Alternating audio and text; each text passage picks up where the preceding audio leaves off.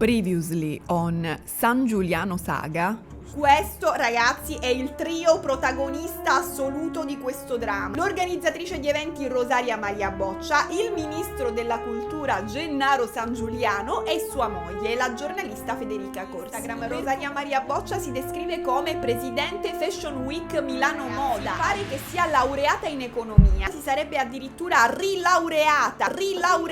Rosaria Maria Boccia continuerà la sua incredibile ascesa fino ad arrivare a organizzare eventi dentro la Camera dei Deputati. Rosaria Maria Boccia da qui in poi su Instagram condividerà numerose foto con Gennaro San Giuliano. Quando uno pensa a Londra pensa a Times Square. Dal 2022 è il nostro ministro della cultura, nominato da Giorgia Meloni, e aveva lavorato come giornalista qualificandosi a una certa come vice direttore del TG1. Ma Rosemary infatti si avvicinerà sempre di più all'ambiente di destra, come appunto chi ha pagato il soggiorno di Rosemary. Pare che Rosemary abbia realizzato un vero e proprio tour di Palazzo Montecitorio. Quindi Rosemary sta utilizzando questi occhiali Ray-Ban dotati di una telecamera e microfono integrati. Che Rosemary ha partecipato a una riunione di preparazione per il G7 Cultura. Sì, buongiorno, sono la produttoressa Boccia? Sì, esatto, salve.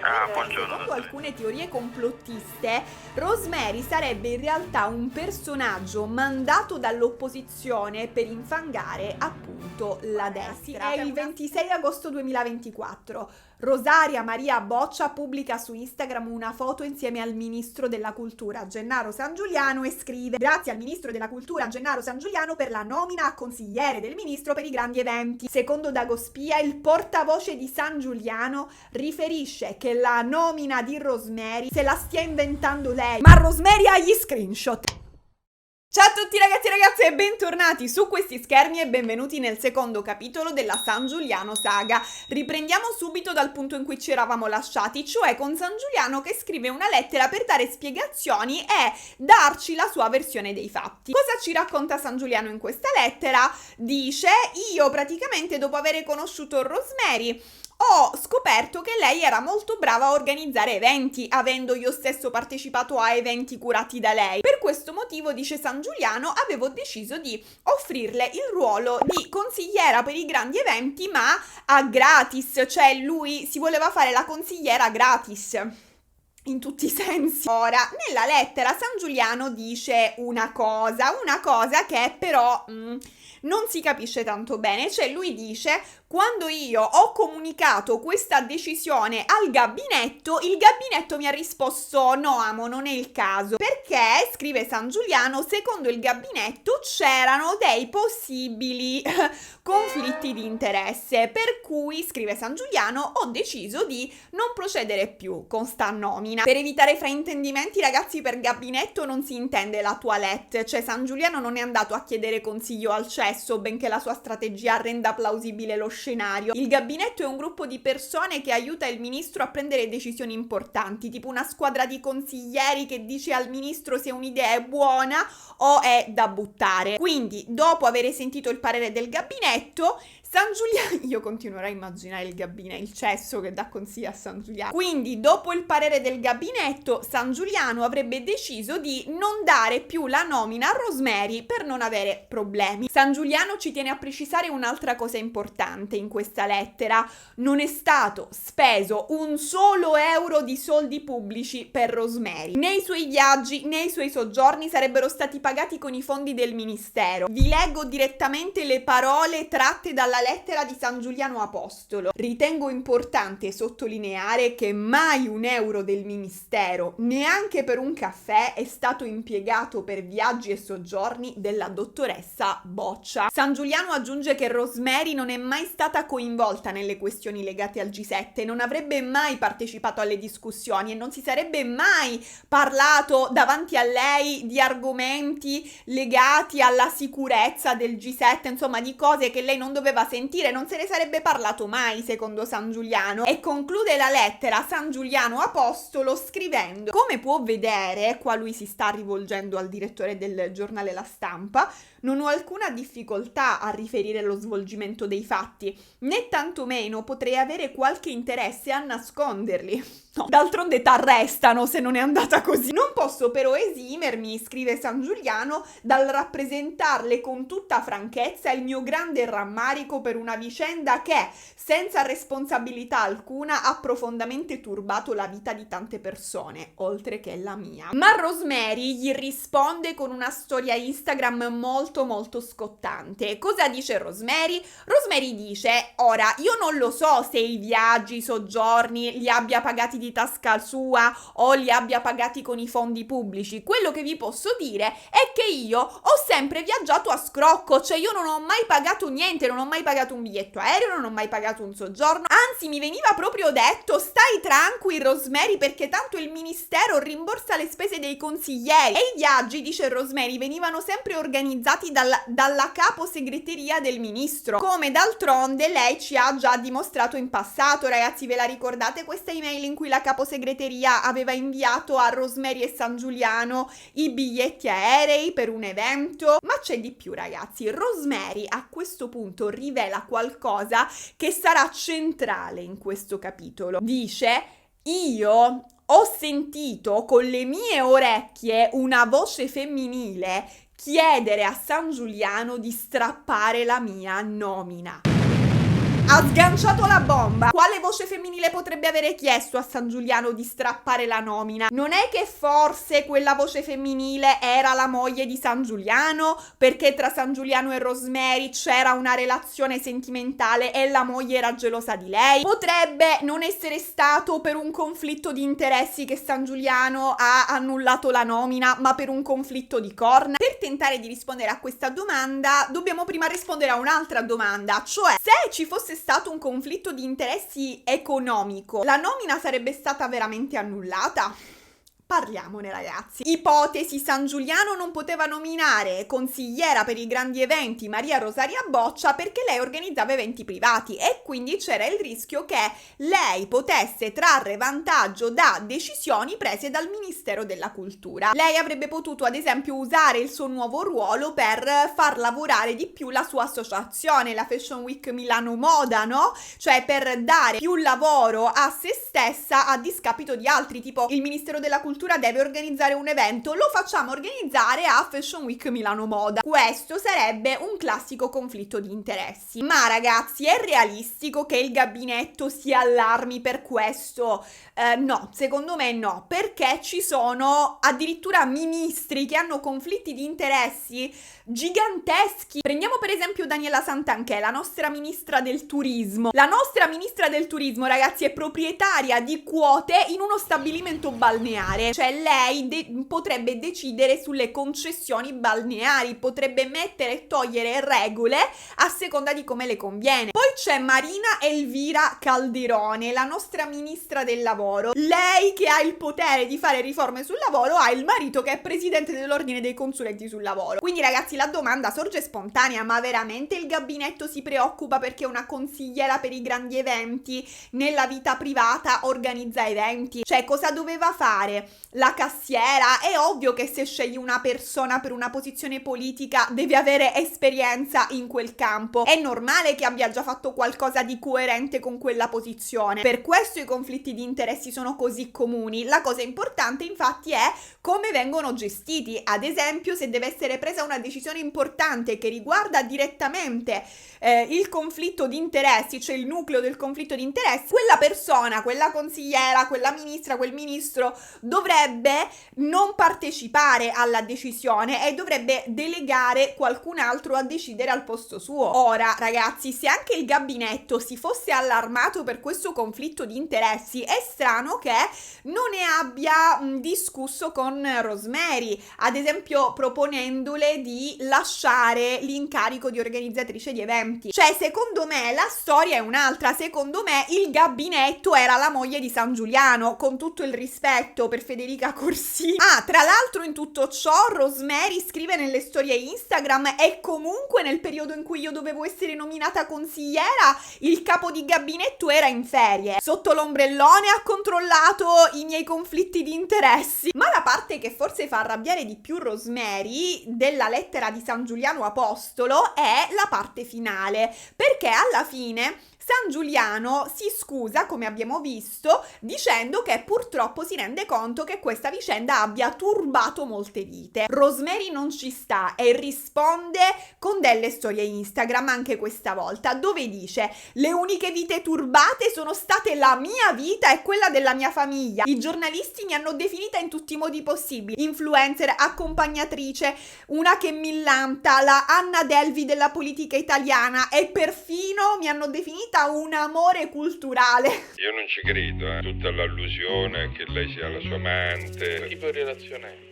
Un amore culturale. Poco dopo Rosemary condividerà casualmente questo nelle storie Instagram, un articolo il cui titolo è "La versione di Sgarbi. Non escludo che sia stata la moglie a dire di no alla nomina". Attenzione ragazzi, sembra che Rosemary voglia dare risalto proprio a questa versione, perché forse è così che è andata. C'è una sola persona che ce lo può confermare e quella persona è Gennaro San Giuliano. Il giorno dopo San Giuliano finalmente si palesa, proprio fisicamente, non con una lettera, non con un comunicato stampa mandato dal suo staff. Lui, San Giuliano, si fa intervistare addirittura dal TG1, quindi lui comunque decide di giocare in casa. Ricordiamo che in passato lui è stato presidente del TG1. San Giuliano però arriva, ragazzi, che c'ha una cicatrice gigante in testa, che praticamente combinata agli occhiali lo fa sembrare Harry Potter, ma non è questo il disagio. Da dove viene questa cicatrice? Cioè, chi gliel'ha fatta? Ebbene, scopriremo essere comparsa questa cicatrice nella notte tra il 16 e il 17 luglio. Questa è una cosa garantita dagli scatti del giornale Gente,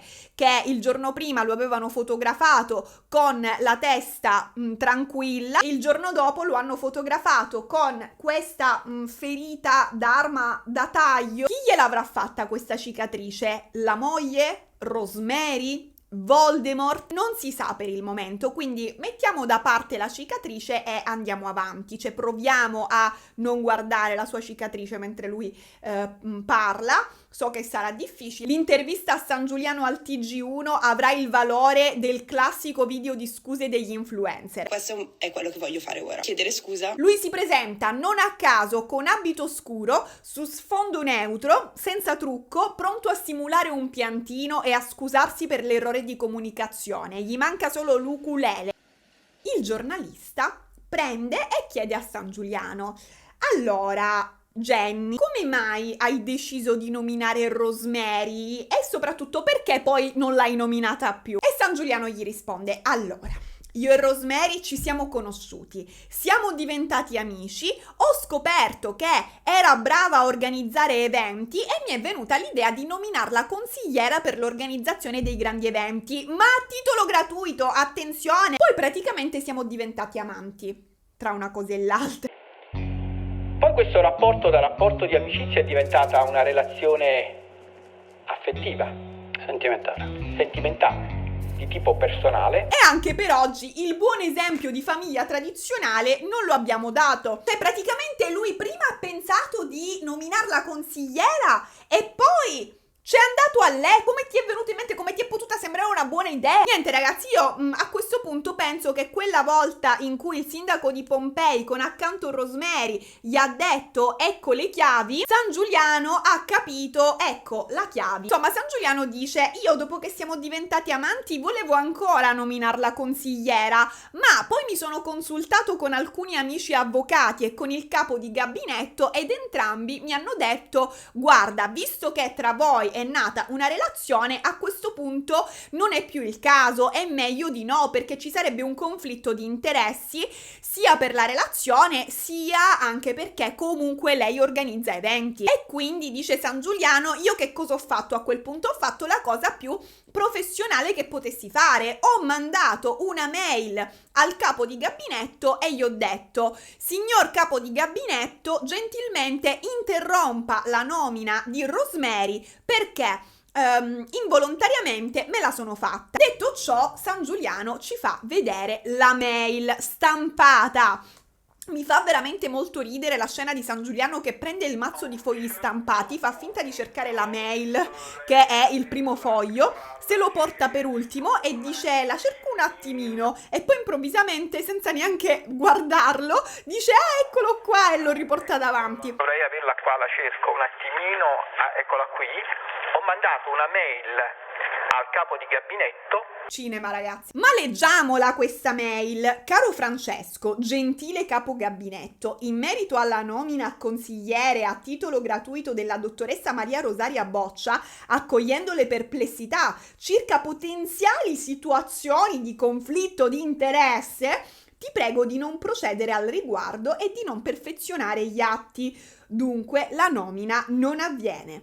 Cordialmente, Gennaro San Giuliano. Quindi effettivamente nella mail al capo gabinetto dice accolgo le vostre perplessità, cioè effettivamente queste perplessità gliele avrebbero veramente poste se questa mail si rivelasse autentica. Quello che mi sembra a questo punto è che San Giuliano abbia deciso di giocarsi la stessa carta di Rosemary, mostrare anche lui gli screenshot per difendersi. Con questa email lui intende dimostrare in teoria che la procedura per la nomina sia stata interrotta subito praticamente. Niente di strano, dice San Giuliano al TG1, succede un sacco di volte che si avvia una nomina, poi si fanno delle verifiche, se ci sono problemi la si blocca, la si boccia, mi verrebbe da dire. Ma attenzione, la mail è datata, come possiamo vedere zoomando sul foglio portato da San Giuliano, 26 agosto 2024. Vi dice niente questa data? Rosemary proprio quel giorno aveva pubblicato su Instagram una foto in cui ringraziava San Giuliano per la nomina come consigliera, prima che poche ore dopo un portavoce del ministro, non meglio identificato, dicesse a Dagospia non è vero niente, comunico a nome del ministro che la nomina non esiste, se l'è inventata questa donna bugiarda. In realtà adesso sappiamo che il bugiardo era il portavoce, la nomina esisteva, semplicemente era stata bloccata. E ragazzi, a questo punto tutto fa pensare che le cose siano andate così. San Giuliano aveva promesso la nomina a Rosemary, Rosemary ha pubblicato un post in cui ha reso pubblico il fatto che lui l'avesse nominata consigliera, e al che allora San Giuliano ci ha ripensato e ha deciso di bloccare la nomina di Rosemary. Questo è quello che sembra, giusto? È una coincidenza strana che subito dopo che Rosemary ha reso pubblico su Instagram l'incarico sia stata richiesta al capogabinetto l'interruzione immediata della nomina. La versione di San Giuliano quindi fa acqua da tutte le parti. Oltretutto lui a un certo punto dice la mia relazione con Rosemary è iniziata a maggio ed è finita alla fine di luglio perché io le ho detto di non volere rinunciare a mia moglie. Quindi ragazzi, in teoria il 26 agosto loro non stavano più insieme da un mese e di conseguenza questo conflitto di interessi non esisteva più. Quindi a questo punto si insinua una nuova teoria. La teoria è la seguente: il ministro stava nominando sua consigliera Rosemary di nascosto alla moglie. La moglie aveva già dei sospetti su Rosemary, cioè sospettava che fosse l'amante di suo marito, come lo sospettava d'altronde il resto d'Italia, visto che questa donna da mesi andava appresso al ministro a tutti gli eventi, la si vedeva sempre con lui e non si capiva chi fosse, cioè a che titolo, che ruolo avesse. Quindi ovviamente, come faremmo tutti, ogni tanto magari la moglie andava su Instagram a stalkerare, a spulciare il profilo di Rosemary. Quando si è vista questo post di Rosemary in cui diceva grazie ministro per la nomina a consigliera, gli è partita la nave e ha detto a suo marito vedi di strappare immediatamente la nomina oppure te ne vai di casa, ma non prima di avergli lanciato uno zoccolo sul lobo prefrontale. Al che San Giuliano potrebbe aver chiamato al telefono Rosemary durante la lite con la moglie per farle sentire la scenata, per farle sentire la moglie che gli diceva tu devi subito strappare la nomina. Questo ragazzi è quello che viene più facile immaginare arrivati a questo punto della vicenda, una volta che abbiamo tutti questi dati. Ma le cose stanno per cambiare. Andiamo però per ordine. A questo punto il giornalista gli fa la grande domanda, gli pone la domanda da $1 milione e gli chiede: Jenny, ma come mai Rosemary dice di avere sentito una voce femminile consigliarti di strappare la nomina? Di chi era la voce in questione? E il ministro, ragazzi, gli risponde: io ho avuto una discussione con mia moglie, la quale mi ha chiesto di interrompere ogni rapporto con Rosemary, sia personale sia lavorativo. È possibile che Rosemary abbia carpito questa conversazione, è possibile che la voce femminile di cui parla Rosemary sia quella di mia moglie, ma non lo so perché io non l'ho ascoltata la conversazione a cui lei si riferisce, quindi non posso esserne sicuro, non lo so. Io ricordo che in una discussione con mia moglie lei mi diceva di interrompere ogni rapporto con questa persona e quindi anche di tipo lavorativo. Potrebbe essere stata carpita questa conversazione? Non lo so. Quindi ragazzi, San Giuliano ci fa capire due cose.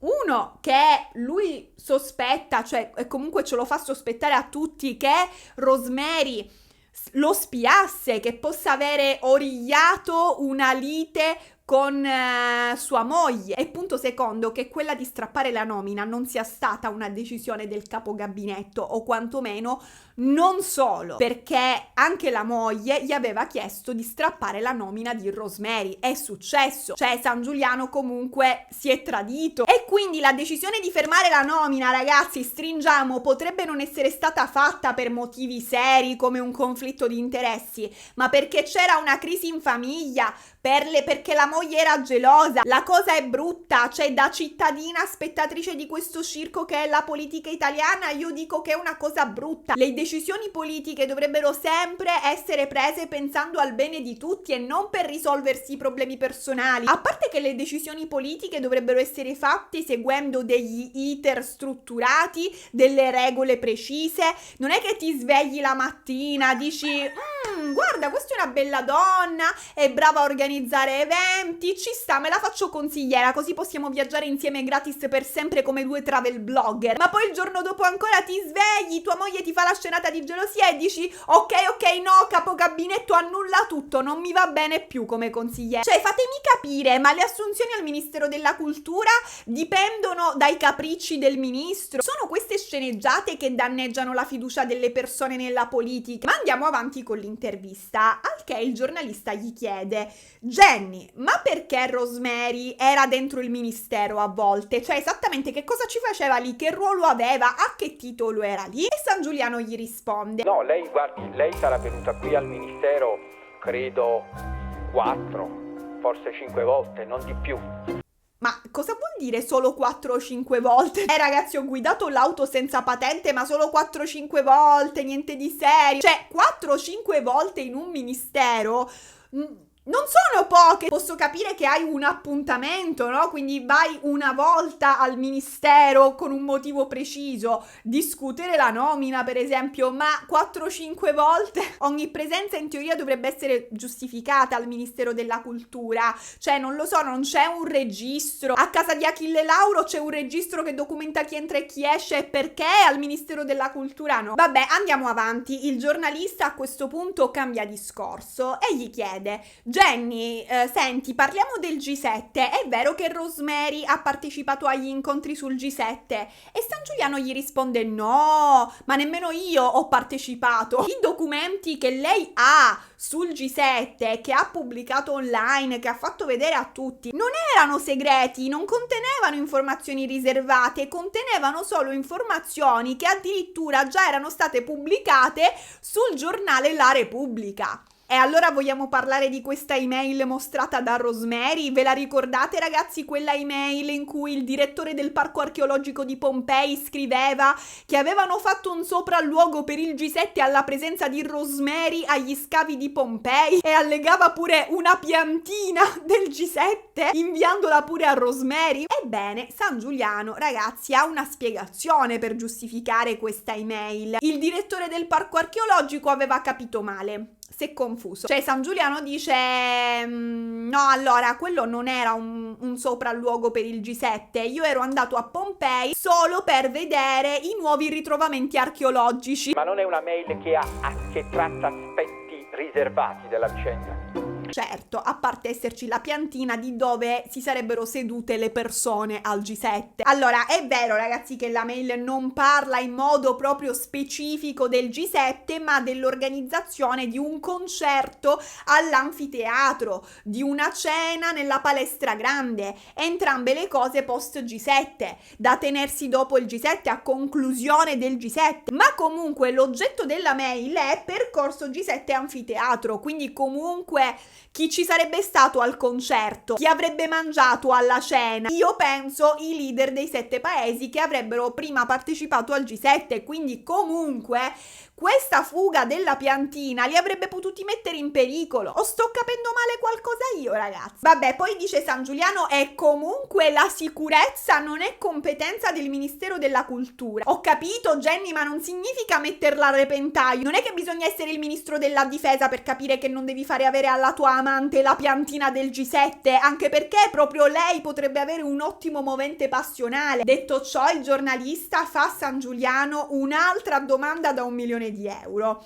In tutti i sensi, questa volta è una domanda da 1 milione di euro. Cioè, gli chiede: Jenny, i voli, i soggiorni, chi li ha pagati? Ma chi ha pagato? L'ho pagato io.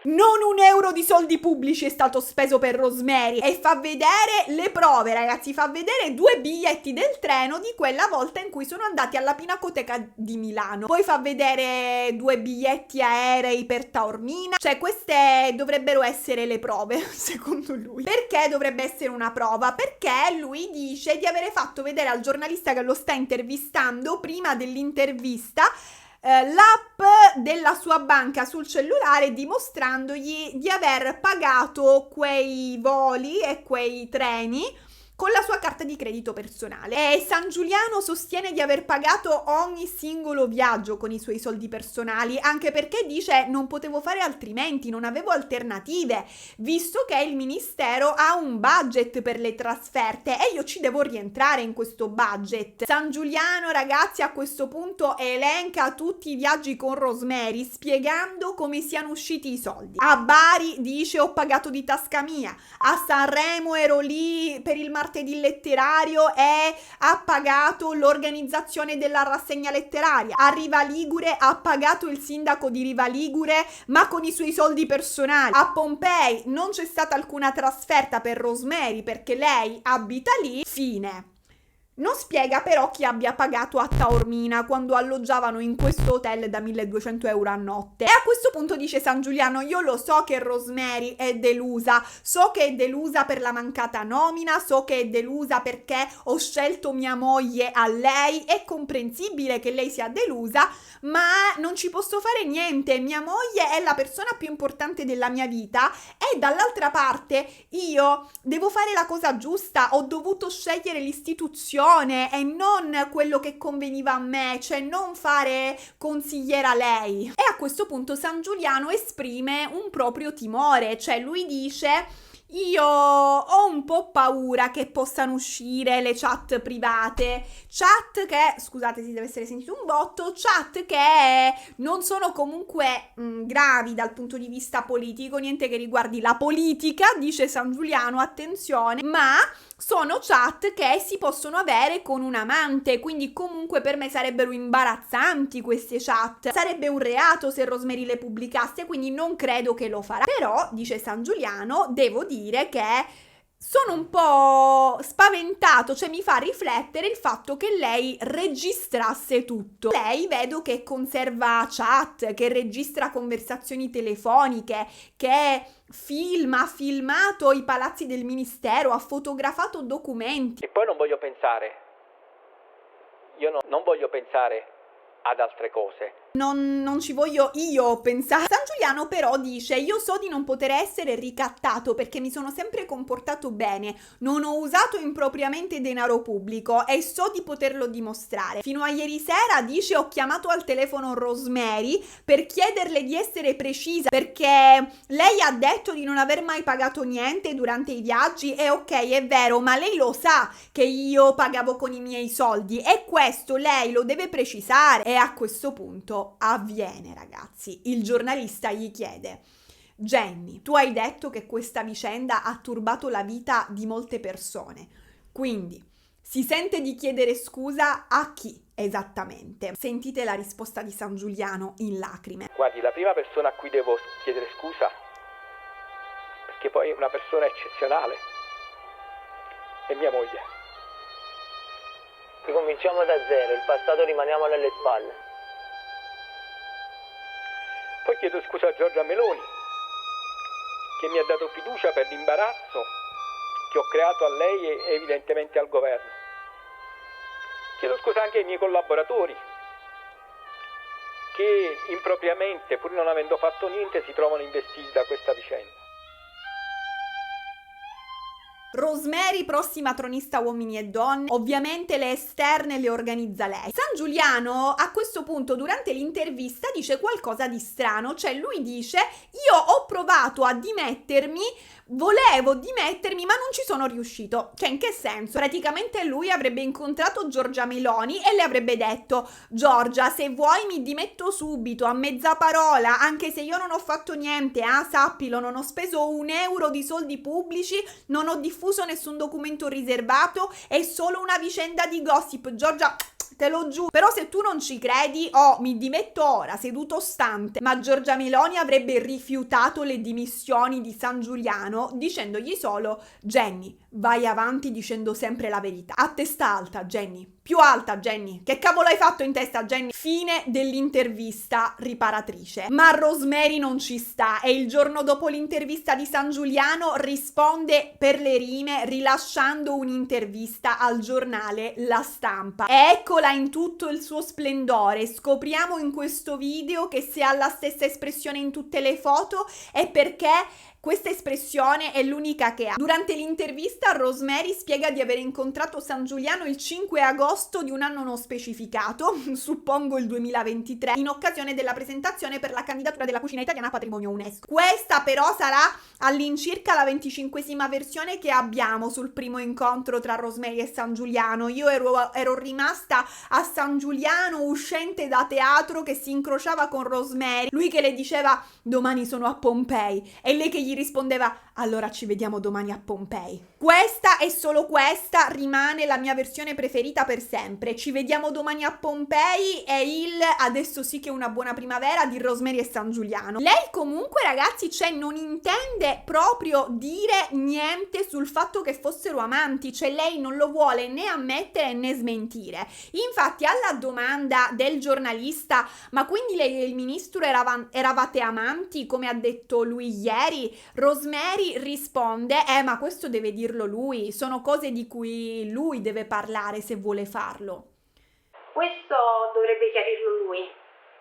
Ma infatti lui lo ha detto. Niente, Rosemary non intende spillarci ulteriormente il tè e vedremo che Rosemary continuerà forever a evitare di rispondere a questa domanda, senza però mai pronunciare quelle parole che potrebbero mettere un punto alla cosa, cioè: no, non eravamo amanti, no, non è vero che avevo una relazione con San Giuliano. Lei non lo dirà mai così chiaramente, e perché? Forse non può smentirlo, perché è vero e ci sono le chat. Immaginate, ragazzi, se Rosemary negasse e poi spuntassero fuori delle chat compromettenti o qualsiasi altra prova della relazione, lei perderebbe ogni credibilità. Ma comunque non vuole dire sì. E perché non vuole dire sì? Perché dovrebbe dire: sono andata a letto con lui nello stesso periodo in cui lui ha deciso di nominarmi consigliera, sua consigliera per i grandi eventi. Quindi la nomina verrebbe vista come una cosa fatta non per merito, non come un riconoscimento delle sue competenze professionali, ma come uno scambio di favori personali. Rosemary infatti ci tiene a chiarire che la nomina di consigliera per i grandi eventi fosse stata istruita sin dall'inizio, quindi prima che,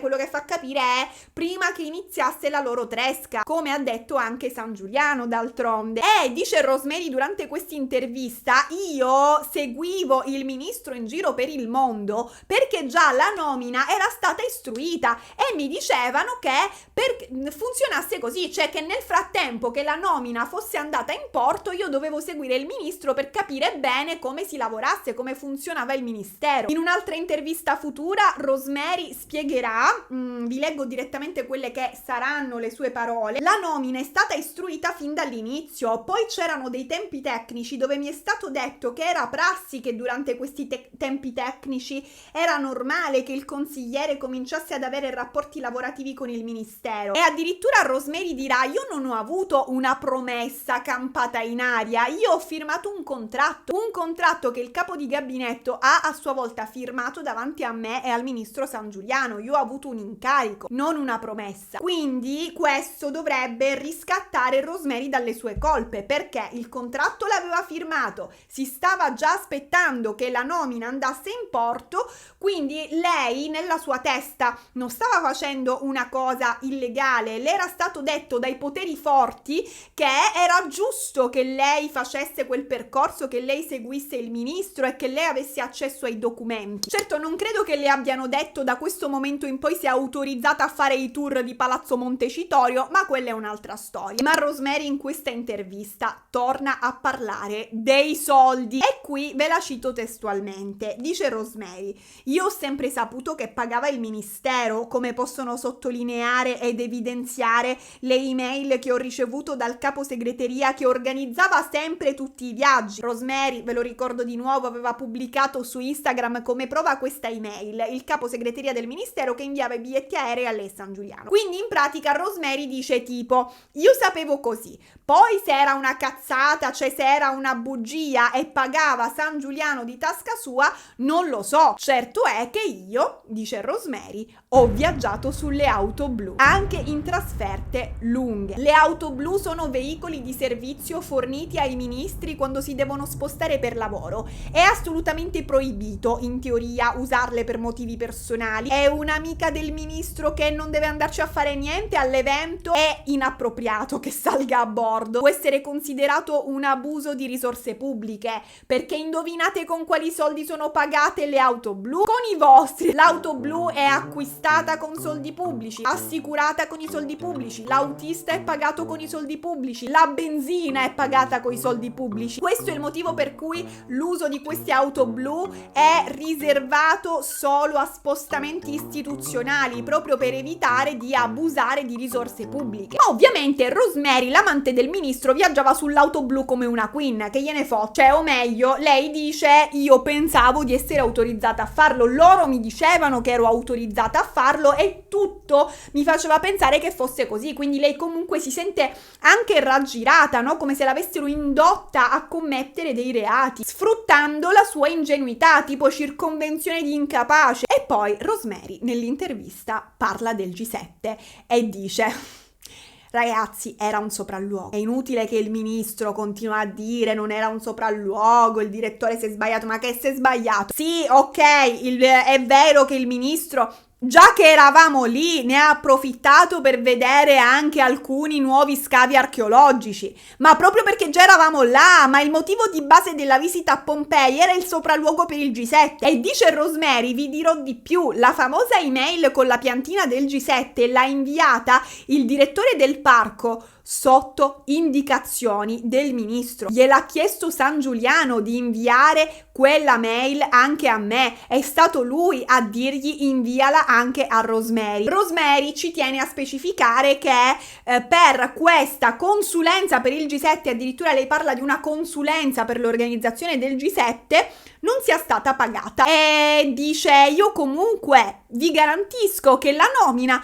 l'ha firmata Sangiuliano e l'ho firmata pure io, e ho pure pubblicato un audio, una conversazione telefonica che lo testimonia. Più di questo non so cosa devo fare. Ve lo ricordate, ragazzi, l'audio della telefonata di Rosemary con un funzionario del ministero in cui lei gli diceva di avere appena firmato la nomina, gli chiedeva tipo e ora cosa devo fare? Vi rinfresco la memoria. Buongiorno, parlo con il dottor Massa?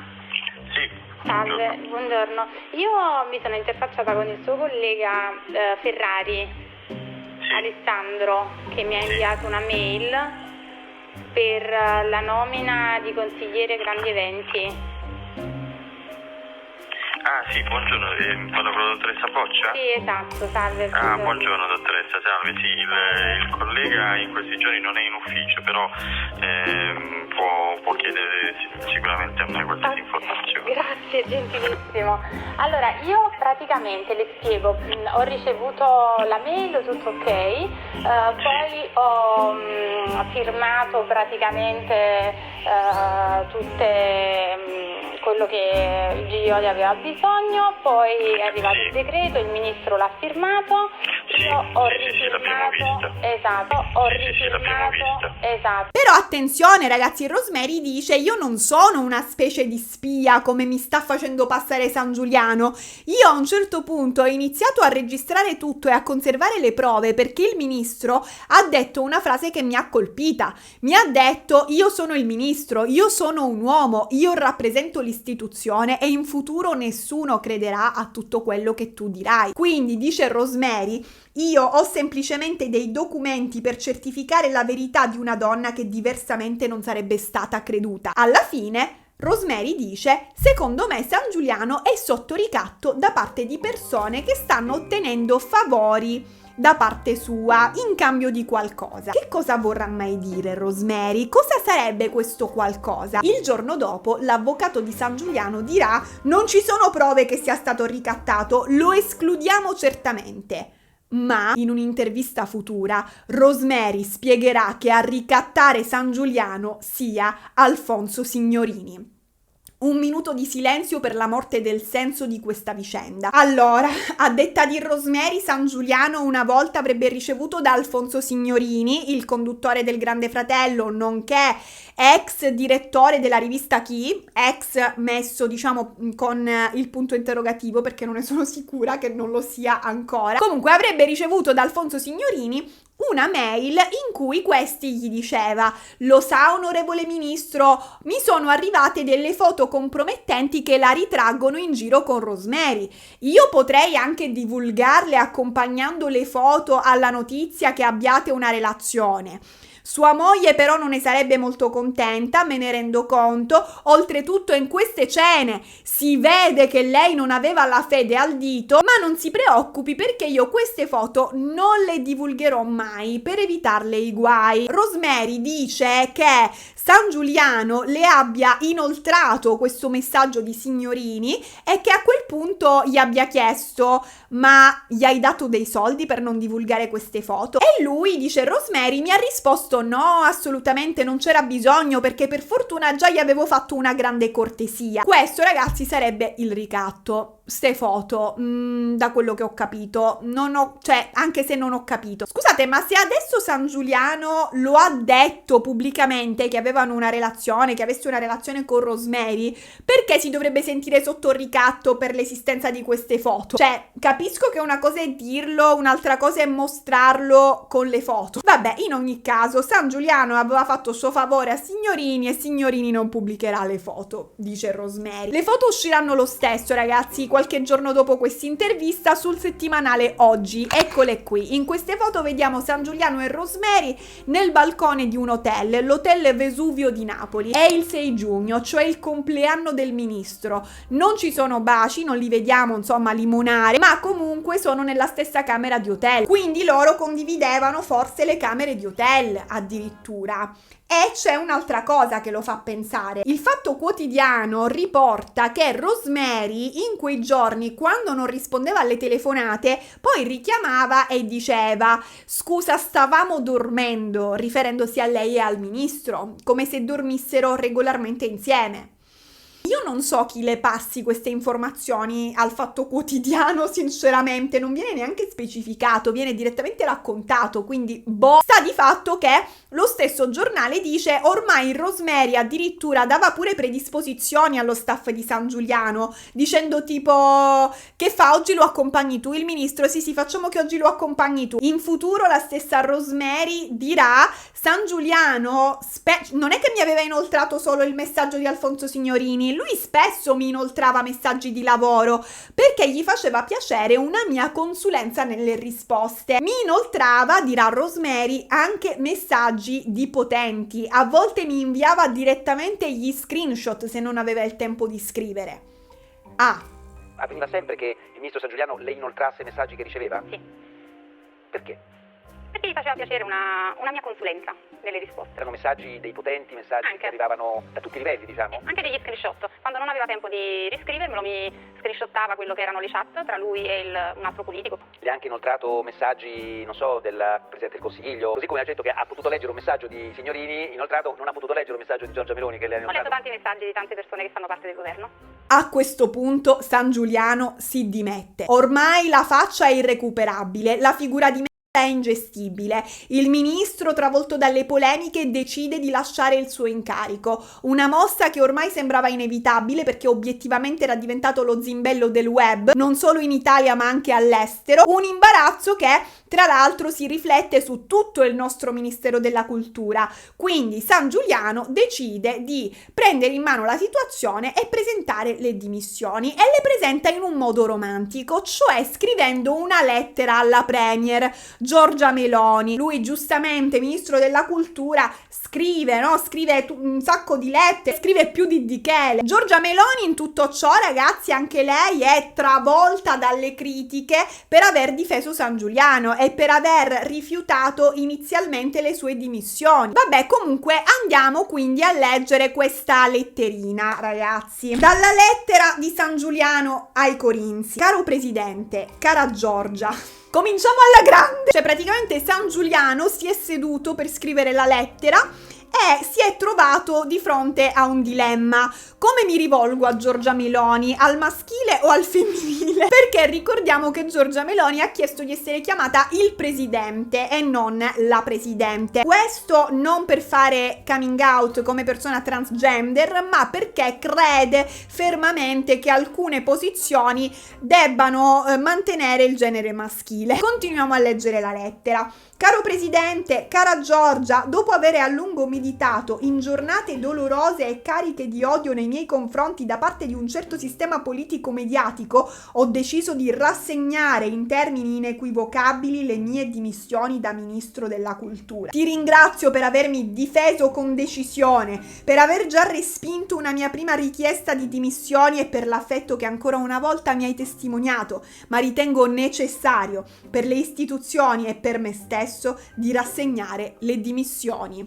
A rassegnarci siamo noi in questa situazione, cioè lui praticamente si sta dimettendo non perché si è reso conto di aver commesso un errore, ma perché deve salvare la reputazione alle istituzioni e deve tutelare se stesso. Vabbè, bla bla bla bla bla bla. Io ho bisogno di tranquillità personale, di stare accanto a mia moglie che amo, ma soprattutto di avere le mani libere per agire in tutte le sedi legali contro chi mi ha procurato questo danno, a cominciare da un imminente esposto alla Procura della Repubblica che intendo presentare. Ragazzi, Sangiuliano vuole denunciare Rosemary, vuole denunciare tutti. Sangiuliano deve agire in tutte le sedi legali, quella di Roma, quella di Pompei, quella del Times Square di Londra. Conclude Sangiuliano: qui è in gioco la mia onorabilità e giudico importante poter agire per dimostrare la mia assoluta trasparenza e correttezza senza coinvolgere il governo. Mai un euro del ministero è stato speso per attività improprie. L'ho detto e lo dimostrerò in ogni sede. Non solo, andrò fino in fondo per verificare se alla vicenda abbiano concorso interessi diversi e agirò contro chi ha pubblicato fake news in questi giorni. Firmato Gennaro Sangiuliano. E così Sangiuliano se ne va, raccoglie le sue cose, riempie la sua scatolina e lascia l'ufficio del Ministero della Cultura. Ma prima nomina 18 consulenti che avranno un compito molto importante, importante decidere quali film riceveranno finanziamenti statali perché considerati di valore culturale. Tra i nomi di questi consulenti c'è anche Emanuele Merlino, il suo capo della segreteria, ma non solo, tra i nominati c'è anche Manuela Maccaroni, una persona poco simpatica a Rosemary, stando ai giornali. Manuela Maccaroni è presidente da circa un anno dell'Osservatorio per la parità di genere e come Rosemary avrebbe fatto fino ad ora, anche lei ha lavorato a titolo gratuito. Tuttavia, ragazzi, con questa nuova nomina i consulenti saranno strapagati, ognuno di loro riceverà 15.000 euro per questo ruolo e avranno in mano tutti e 18, 50 milioni di euro da distribuire ai film che loro riterranno meritevoli. Curiosamente, ragazzi, perché è una cosa curiosa, molti dei nominati da San Giuliano vengono dalla Campania, come lui e come Rosemary d'altronde. Questa serie di nomine porterà alcuni giornali a parlare di un vero e proprio sistema tribale di San Giuliano, dove le persone sembrano essere premiate da lui o per fedeltà a lui o perché sono nati in terra partenopea. Un esempio, ragazzi, uno dei nominati è il fratello dell'avvocato di San Giuliano, quell'avvocato che ha promesso di fare una guerra legale contro Rosemary e contro tutti i giornali che hanno parlato male di lui. Ma non basta, ragazzi, questo avvocato e il suo fratello, che San Giuliano ha nominato tra questi 18, fanno parte di una famiglia di 3 fratelli e il terzo fratello, guarda caso, era già stato nominato da San Giuliano come consigliere per il diritto d'autore. Com'è possibile che in un paese di 60 milioni di abitanti le persone meritevoli per questi incarichi siano sempre, guarda caso, parenti tra loro? In un contesto democratico le nomine pubbliche dovrebbero essere basate sul merito, quanto hai studiato, quanta esperienza hai nel settore, sei senza ombra di dubbio una delle persone più eccellenti e più competenti d'Italia nel campo, in questo caso del cinema. Allora ok, puoi fare parte del gruppo che seleziona i film di maggiore rilevanza culturale che meriteranno i finanziamenti. Questa cosa, ragazzi, non esiste in Italia. In Italia sembra che uno dei requisiti per ottenere certi incarichi, come quello di consulente, insomma, per valutare i film culturali, sia quello di essere già nel giro, per culo. Devi avere un parente, devi avere un amico, un amante che ti introduca nel mondo della politica, perché solo tra quelli che già hanno un piede dentro si selezionano i migliori, forse. Questo significa che purtroppo la nostra forma di governo somiglia sempre meno a una democrazia, dove le posizioni di potere sono accessibili a tutti e si basano sul merito, e più a un'oligarchia, dove un piccolo gruppo di persone legate tra loro detiene il potere. E non c'è modo di accedere a quel giro se non nascerci. C'è un muro invisibile che separa chi è dentro da chi è fuori, ed essendo invisibile non lo si può abbattere. Questa è l'oligarchia.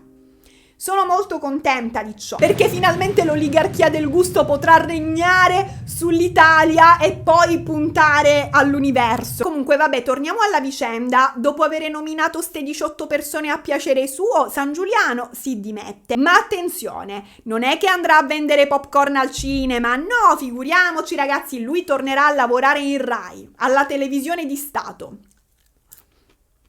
Giorgia Meloni lo saluta su Twitter, ringraziandolo per il suo lavoro. Queste le parole di Giorgia. Ringrazio sinceramente Gennaro San Giuliano, una persona capace e un uomo onesto, per lo straordinario lavoro svolto finora. Ma ora, onesto, cioè è un modo molto generoso per definire uno che ha cornificato la moglie, illuso l'amante di nominarla consigliera, preso in giro i cittadini italiani e messo in pericolo 7 paesi del mondo. Per non parlare del fatto che secondo me sto annullamento della nomina lo ha voluto sua moglie e invece lui al TG1 l'ha buttata nel culo al capogabinetto. Quindi ho il dubbio che non sia stato tanto onesto manco coi colleghi. Ma ragazzi, cioè, teoria mia, vedremo se avrò ragione o torto. Non so, avrei bisogno di andarmi a rivedere un attimo la definizione di onestà prima di ritenermi d'accordo con le parole di Giorgia Meloni. Vabbè, Giorgia Meloni nel tweet dice anche: a questo punto ho scelto chi nominare ministro della cultura al posto di San Giuliano. Vi presento il nuovo ministro della cultura, Alessandro Giuli.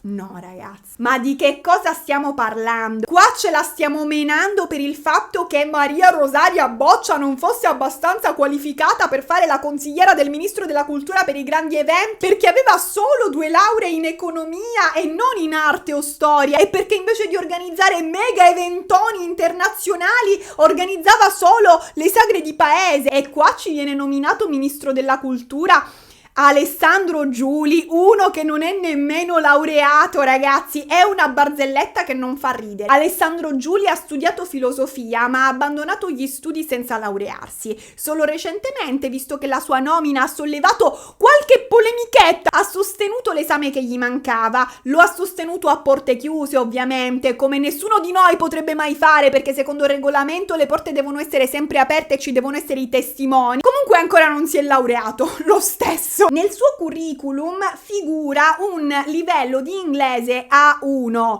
che praticamente è il livello che raggiunge mia figlia di 3 anni, cioè sa dire hello, sa i nomi dei colori, queste cose qui molto utili, no? Quando ci si interfaccia con i leader degli altri paesi d'Europa. Ma non solo, Alessandro Giuli a quanto pare non ha nessuna competenza specifica nel settore dei beni culturali. Devo credere, ragazzi, cioè dobbiamo credere che in tutta Italia non ci fosse una persona più preparata di lui per ricoprire il ruolo di ministro della cultura. Ma come funziona? Ma come vengono scelti questi ministri? Vengono sorteggiati? Tra l'altro sto pensando a una cosa che ad oggi mi sembra veramente allucinante. Tanti anni fa mi ricordo che volevo mandare una candidatura per fare la postina per Poste Italiane e non l'ho potuto fare perché studiavo ancora all'università e serviva la laurea per fare la postina. Forse serviva poteva servire anche un certo tipo di diploma. Non mi ricordo però, ho vaghi ricordi. Quello che mi ricordo è che la laurea dovevi averla con un punteggio minimo di 102 per fare il postino, ragazzi. Mi ricordo Filippo che mi diceva: che le devo correggere io le lettere. Per fare l'insegnante non ne parliamo, devi avere una laurea magistrale, prendere un'abilitazione all'insegnamento, fare corsi aggiuntivi, superare un concorso pubblico, fare un rito di iniziazione in cui salti dentro i cerchi di fuoco, il tutto per entrare in graduatoria. E quando finalmente la graduatoria scorre e chiamano il tuo nome, ti assegnano in una bella scuola sul Monte Grappa a 25.000 km da casa tua. Invece per diventare ministro della cultura basta sapere suonare il piffero, a quanto pare. Questo infatti, ragazzi, è Alessandro Giuli in una vecchia trasmissione su Rai 1 impegnato a suonare il piffero in un campo di grano. La sua nomina solleva una polemica anche per un altro motivo, cioè si dice anche che sia un neofascista, tra le altre cose, che comunque mi stupisce meno del fatto che sappia suonare il piffero per qualche motivo molto strano. A questo punto Rosemary torna in TV, rilascia un'intervista a un'altra intervista sulla 7 ancora più lunga, dove praticamente va a rispondere a tutte le perplessità che ci sono rimaste. Prima di entrare in studio Rosemary scatta una foto al suo camerino dietro le quinte, proprio come una diva, lei pronta al suo radioso futuro da influencer. E scrive Rosemary in sovrimpressione su questa foto: time to time. Dopo vari tentativi di capire che cacchio volesse dire, siamo giunti alla conclusione che intendesse tempo al tempo, time to time, no, tradotto letteralmente tempo al tempo. Eleonora traduttrice sostiene che tale espressione in inglese non esista e si domanda se davvero abbia studiato inglese per arrivare a tradurre questo. L'intervista comincia, il giornalista le chiede: allora, innanzitutto Rosemary, sei una spia? Così, a bruciapelo, tranquillo che casomai te lo dice. La cosa strana, ragazzi, è che Rosemary non dice di no.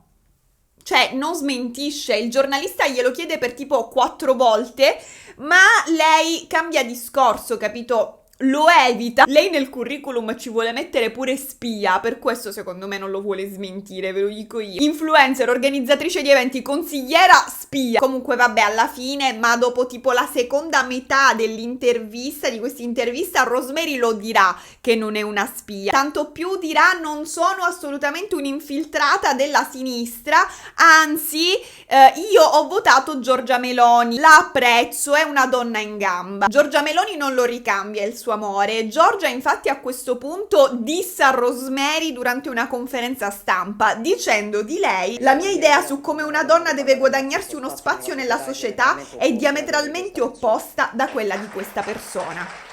L'età della zoccola praticamente, mi sembra che non ci sia molto spazio per l'interpretazione. Ho visto che in molti nei commenti, vedendo questa scena, insomma sentendo Giorgia Meloni dire questa cosa, hanno riesumato un brutto ricordo, una brutta pagina della politica. Ci sono infatti molti utenti che commentano: ah sì, a te com'è che ti chiamava Berlusconi? Ragazzi, si riferiscono a quella volta in cui Berlusconi decise di mettere tutte le sue donne davanti durante tipo un comizio, per esempio Gelmini e altre donne, tra cui Giorgia Meloni, e nel cercare Giorgia Meloni Berlusconi si voltò dicendo: dov'è la zoccola? Bene, dov'è l'altra?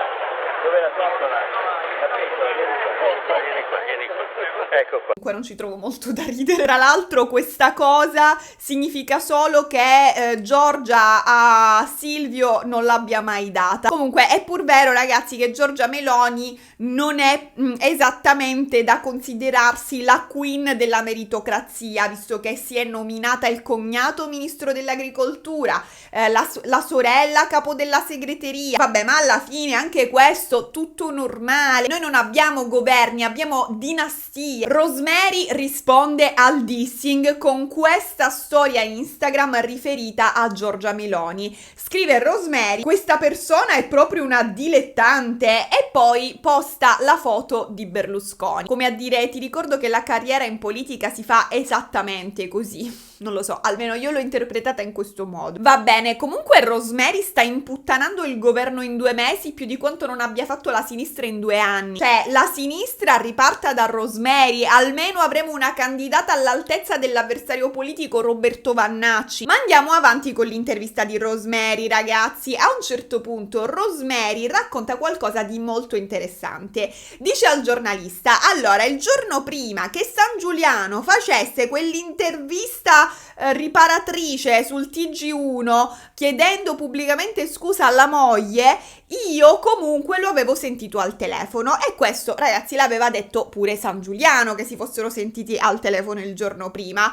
Ma qui Rosemary ci rilascia qualche dettaglio più succoso, perché dice praticamente: Sangiuliano durante quella telefonata mi ha detto: visto che non me l'hai chiesto, comunque anche io non sto passando un periodo molto sereno. Rosemary dice a questo punto ai giornalisti: onestamente, visto che ci eravamo sentiti al telefono il giorno prima, ci sono rimasta male del fatto che Sangiuliano non mi abbia detto che avrebbe fatto quell'intervista il giorno dopo al TG1. Io non lo sapevo, non mi ha avvisata, non ero preparata psicologicamente a una tale esposizione mediatica. Alla fine, se anche Kanye West ha avuto la decenza di avvisare Taylor Swift prima di menzionarla in una canzone, allora figuriamoci se Sangiuliano non doveva avvisare Rosemary, che avrebbe detto in diretta nazionale che andavano a letto insieme. Attenzione, ragazzi, dobbiamo fare un attimo un salto nel futuro, perché Rosemary in futuro, ma vi parlo di tipo l'altro ieri, parlerà più approfonditamente di questa telefonata tra lei e il ministro il giorno prima dell'intervista riparatrice al TG1.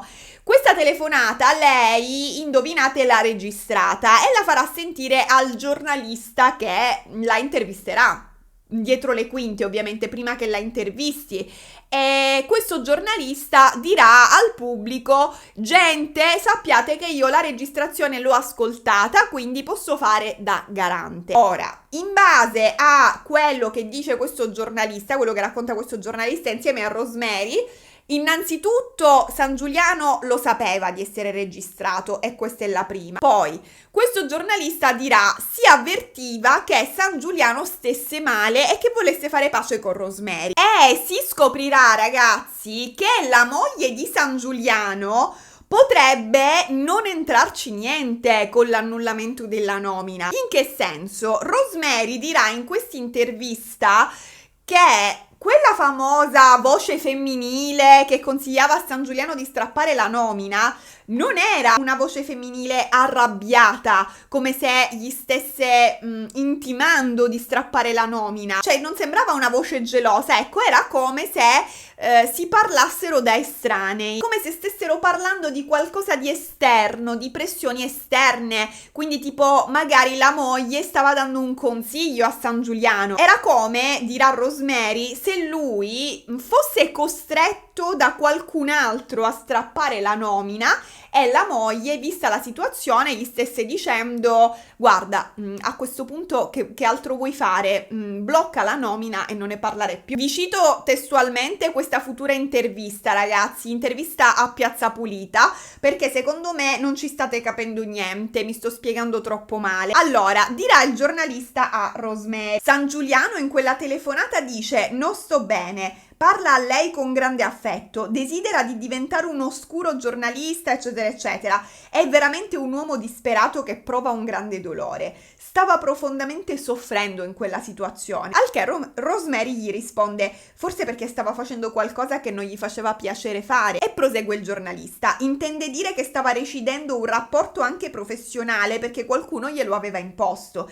Tanto è vero che in questa telefonata a un certo punto lei glielo domanda: ma allora perché sei sparito? Allora perché hai cancellato il mio incarico? Il ministro San Giuliano dice: tu il vero motivo lo conosci. Lo dice 2 volte. Lei lo conosce il vero motivo? Chiede il giornalista a Rosemary. E lei risponde: certo. E il giornalista: e non ce lo può dire? E lei: in questo momento no. E il giornalista a questo punto dice, riferendosi alla telefonata che lui ha ascoltato tra Rosemary e San Giuliano, lei glielo chiede insistentemente a lui, ma lui sapeva che lei stava registrando la telefonata. Perché la stava registrando? E risponde Rosemary: perché lei mi avrebbe creduta. Io prima di questa intervista l'ho sentita parlare di me. Se io non le avessi portato le prove, mi avrebbe creduta. Vabbè, ritornano quindi a parlare del vero motivo misterioso per cui San Giuliano ha dovuto bloccare la nomina. A quanto pare Rosemary nella telefonata glielo chiedeva insistentemente questo vero motivo, pur conoscendolo, perché voleva sentirlo dire dalla bocca di San Giuliano per registrarlo, ma San Giuliano, sapendo di essere registrato, le rispondeva: non te lo posso dire al telefono, ci dobbiamo vedere di persona. E dice Rosemary questo perché lui è controllato in quel periodo in cui ci stavamo telefonando, gli controllavano il cellulare. Al che il giornalista interviene e formula una sua teoria. Dice: secondo me, se San Giuliano si fosse voluto inventare una scusa, poteva semplicemente dirti: guarda, Giorgia Meloni ha segato il tuo incarico, fine, sarebbe stato facile, ti avrebbe scollato facilmente. Evidentemente non è quello, è qualcun altro che non può dire, perché è qualcun altro che non avrebbe il potere per farlo, per dirgli di bloccare la tua nomina, è qualcuno che glielo sta imponendo e lo ha fatto prima che intervenisse la moglie. E chiede il giornalista a Rosemary: secondo te questa è una ricostruzione credibile? E Rosemary gli risponde: verosimilmente. Boh, ragazzi, io non ci sto capendo una boccia. Vabbè, riavvolgiamo il nastro e torniamo all'intervista di prima. Il racconto di Rosemary a questo punto diverge da quello del ministro San Giuliano. Infatti lei dice: il mio rapporto con San Giuliano era puramente professionale. Io organizzavo eventi e lui era molto gentile con me. E dice Rosemary: non è che se uno è gentile significa che ti sta corteggiando, che ci sta provando, è il 2024. E qui di nuovo Rosemary ci confonde, cioè lei sembra ancora una volta voler smentire, senza smentirlo del tutto, che lei e il ministro fossero amanti, per cui il giornalista, incalzandola, le chiede: ma quindi non è vero che avevate una relazione tu e il ministro San Giuliano? E qui Rosemary lancia un'altra bomba, risponde con una frase che avrebbe dovuto farci sobbalzare da sedie e divani, non so dove siete seduti voi, e invece stranamente non ha avuto la risonanza mediatica che meritava questa cosa, secondo me. Boh. Dice una cosa grave Rosemary, dice: io non è che faccio un racconto diverso, io rimando a lui. Chiedo al ministro di dire la verità. Se lei mi chiede di raccontare la verità e il ministro mi autorizza, non ci siamo solo io e il ministro, ci sono coinvolte tante donne che oggi non stiamo ancora menzionando e che per dovere di verità dovrei menzionare, e non mi va. Vuoi vedere che San Giuliano è nella lista dei PD? A questo punto il giornalista le chiede: ma quindi Rosemary, lei ci sta dicendo che ci sono altre donne coinvolte con cui il ministro avrebbe avuto legami affettivi? E qui Rosemary risponde in modo enigmatico. Risponde: io penso che tutta questa situazione si debba spegnere il più presto possibile senza fare ulteriore male a persone che fino ad ora non sono state coinvolte. E aggiunge: non è rispettoso dirlo e non è rispettoso che il ministro continui a dire cose inesatte, allargando sempre più il cerchio della menzogna e delle persone che potrebbero entrare nel baratro. Non voglio essere buttata per coprire poi altre cose. Rosemary non vuole essere usata per coprire altre cose, quindi lei praticamente lascia intendere che forse, se capisco bene, ma sicuramente non capisco bene, la starebbero usando come capro espiatorio per qualcosa di molto più grande, un giro di qualche tipo, non si capisce bene quale. Ci sono altre persone coinvolte. Boh, altre donne, non capisco. San Giuliano sarà forse un Berlusconi comprato su Temu? Ma non finisce qui. Rosemary, come abbiamo visto e rivisto, sembra voler negare di avere avuto una relazione con San Giuliano, di essere stata la sua amante, ma a un certo punto si lascia scappare una cosa che la contraddice. Infatti a un certo punto il giornalista le chiede: ma quindi la tua relazione con San Giuliano è finita l'8 agosto, come ha detto il ministro San Giuliano, perché lui aveva fatto proprio questa data, credo. E Rosemary al che gli risponde: no, non si è interrotta l'8 agosto la nostra relazione, non ci siamo più visti per non farci riprendere dai giornalisti, ma abbiamo continuato a sentirci. Si è fatta fregare, ragazzi. Praticamente ha confermato Rosemary che un legame con San Giuliano effettivamente ci fosse. Dopodiché Rosemary chiarisce anche un altro punto importante. Dice: il ministro San Giuliano ha insinuato che io avessi carpito una conversazione privata tra lui e sua moglie, usando proprio questa parola, carpito. Io avrei carpito una loro conversazione in cui la moglie gli ordinava di strappare la mia nomina. Io non ho carpito proprio niente, dice Rosemary. È stato lui a chiamarmi mentre discuteva con sua moglie, lasciando il telefono aperto per farmi ascoltare. Io manco ci ho capito niente. Non è che io ho invaso la sua privacy, io ho piazzato le cimici in casa o mi sono messa dietro la porta col bicchiere a origliare. Lui semmai ha invaso la privacy di sua moglie, telefonando a me per farmi sentire cosa dicesse. Dice Rosemary, se tu mi chiami e io dico pronto e sento delle persone che stanno parlando, io sinceramente ascolto.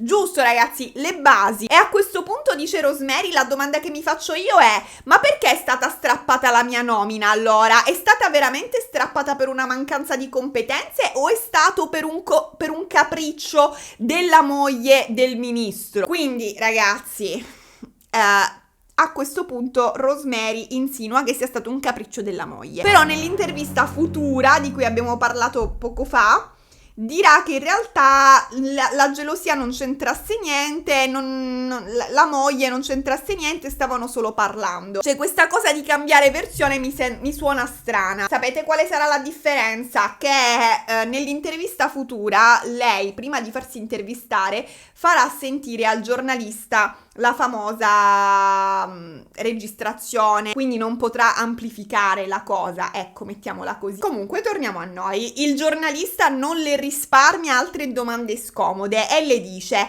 lei però, Rosemary, se ne approfittava un pochino di questa conoscenza con il ministro, visto che postava su Instagram un sacco di foto durante gli eventi con lui. Ma Rosemary gli risponde: no, senti, coso, io ogni volta che dovevo postare una foto chiedevo il permesso al ministro.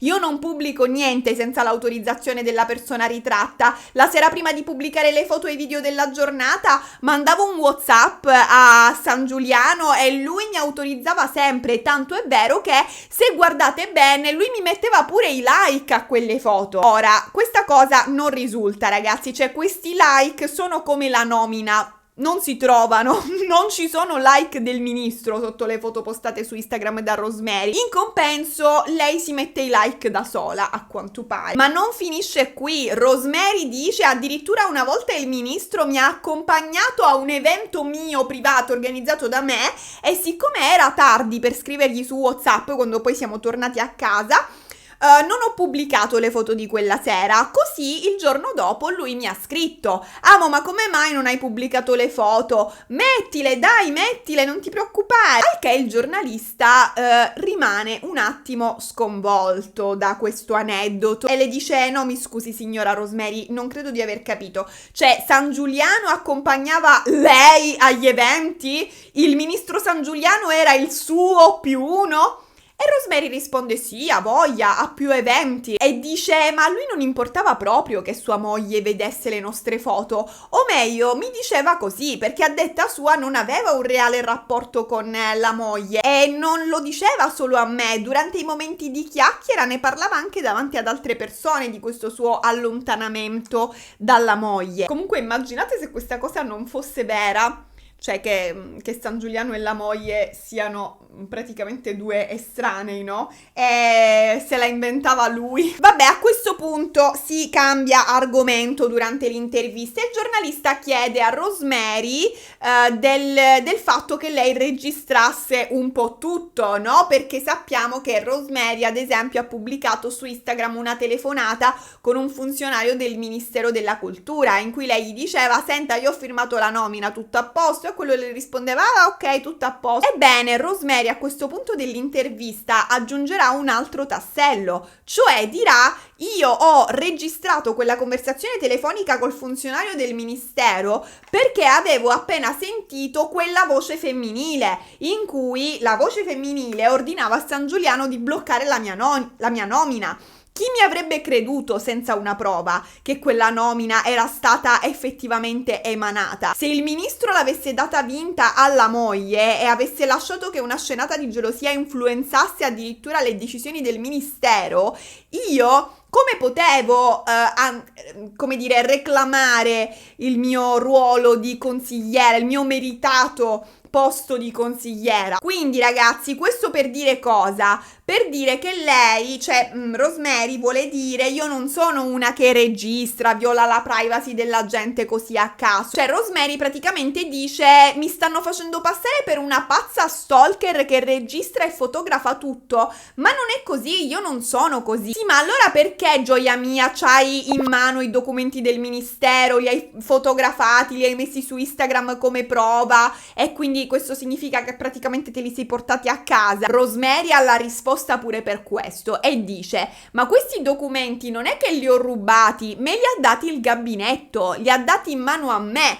per custodirli. Io che ne so se sono documenti riservati, per me sono documenti di un'organizzazione come un'altra. Io non sono una spia, dice Rosemary, e non sono neanche un'arrampicatrice sociale, perché quella nomina era a titolo gratuito, io ho firmato, quindi lo sapevo che sarebbe stata a gratis. Ho un lavoro molto remunerativo. Attenzione a questa frase, ragazzi, che dice Rosemary: io ho un lavoro molto remunerativo. E dice Rosemary: mi parlano di un conflitto di interessi, dicono che la mia nomina sia stata fermata per questo conflitto di interessi. Ma come può essere se tutti i consiglieri del ministro hanno un conflitto di interessi? E fa un esempio Rosemary, parla di Beatrice Venezzi, che è direttrice di un teatro e organizza concerti privati a pagamento. Lei nel frattempo, dice Rosemary, è anche consigliera per la musica e indovinate un po', si esibirà al G7, incarico che in quanto consigliera per la musica si è assegnata da sola. E peraltro, dice Rosemary,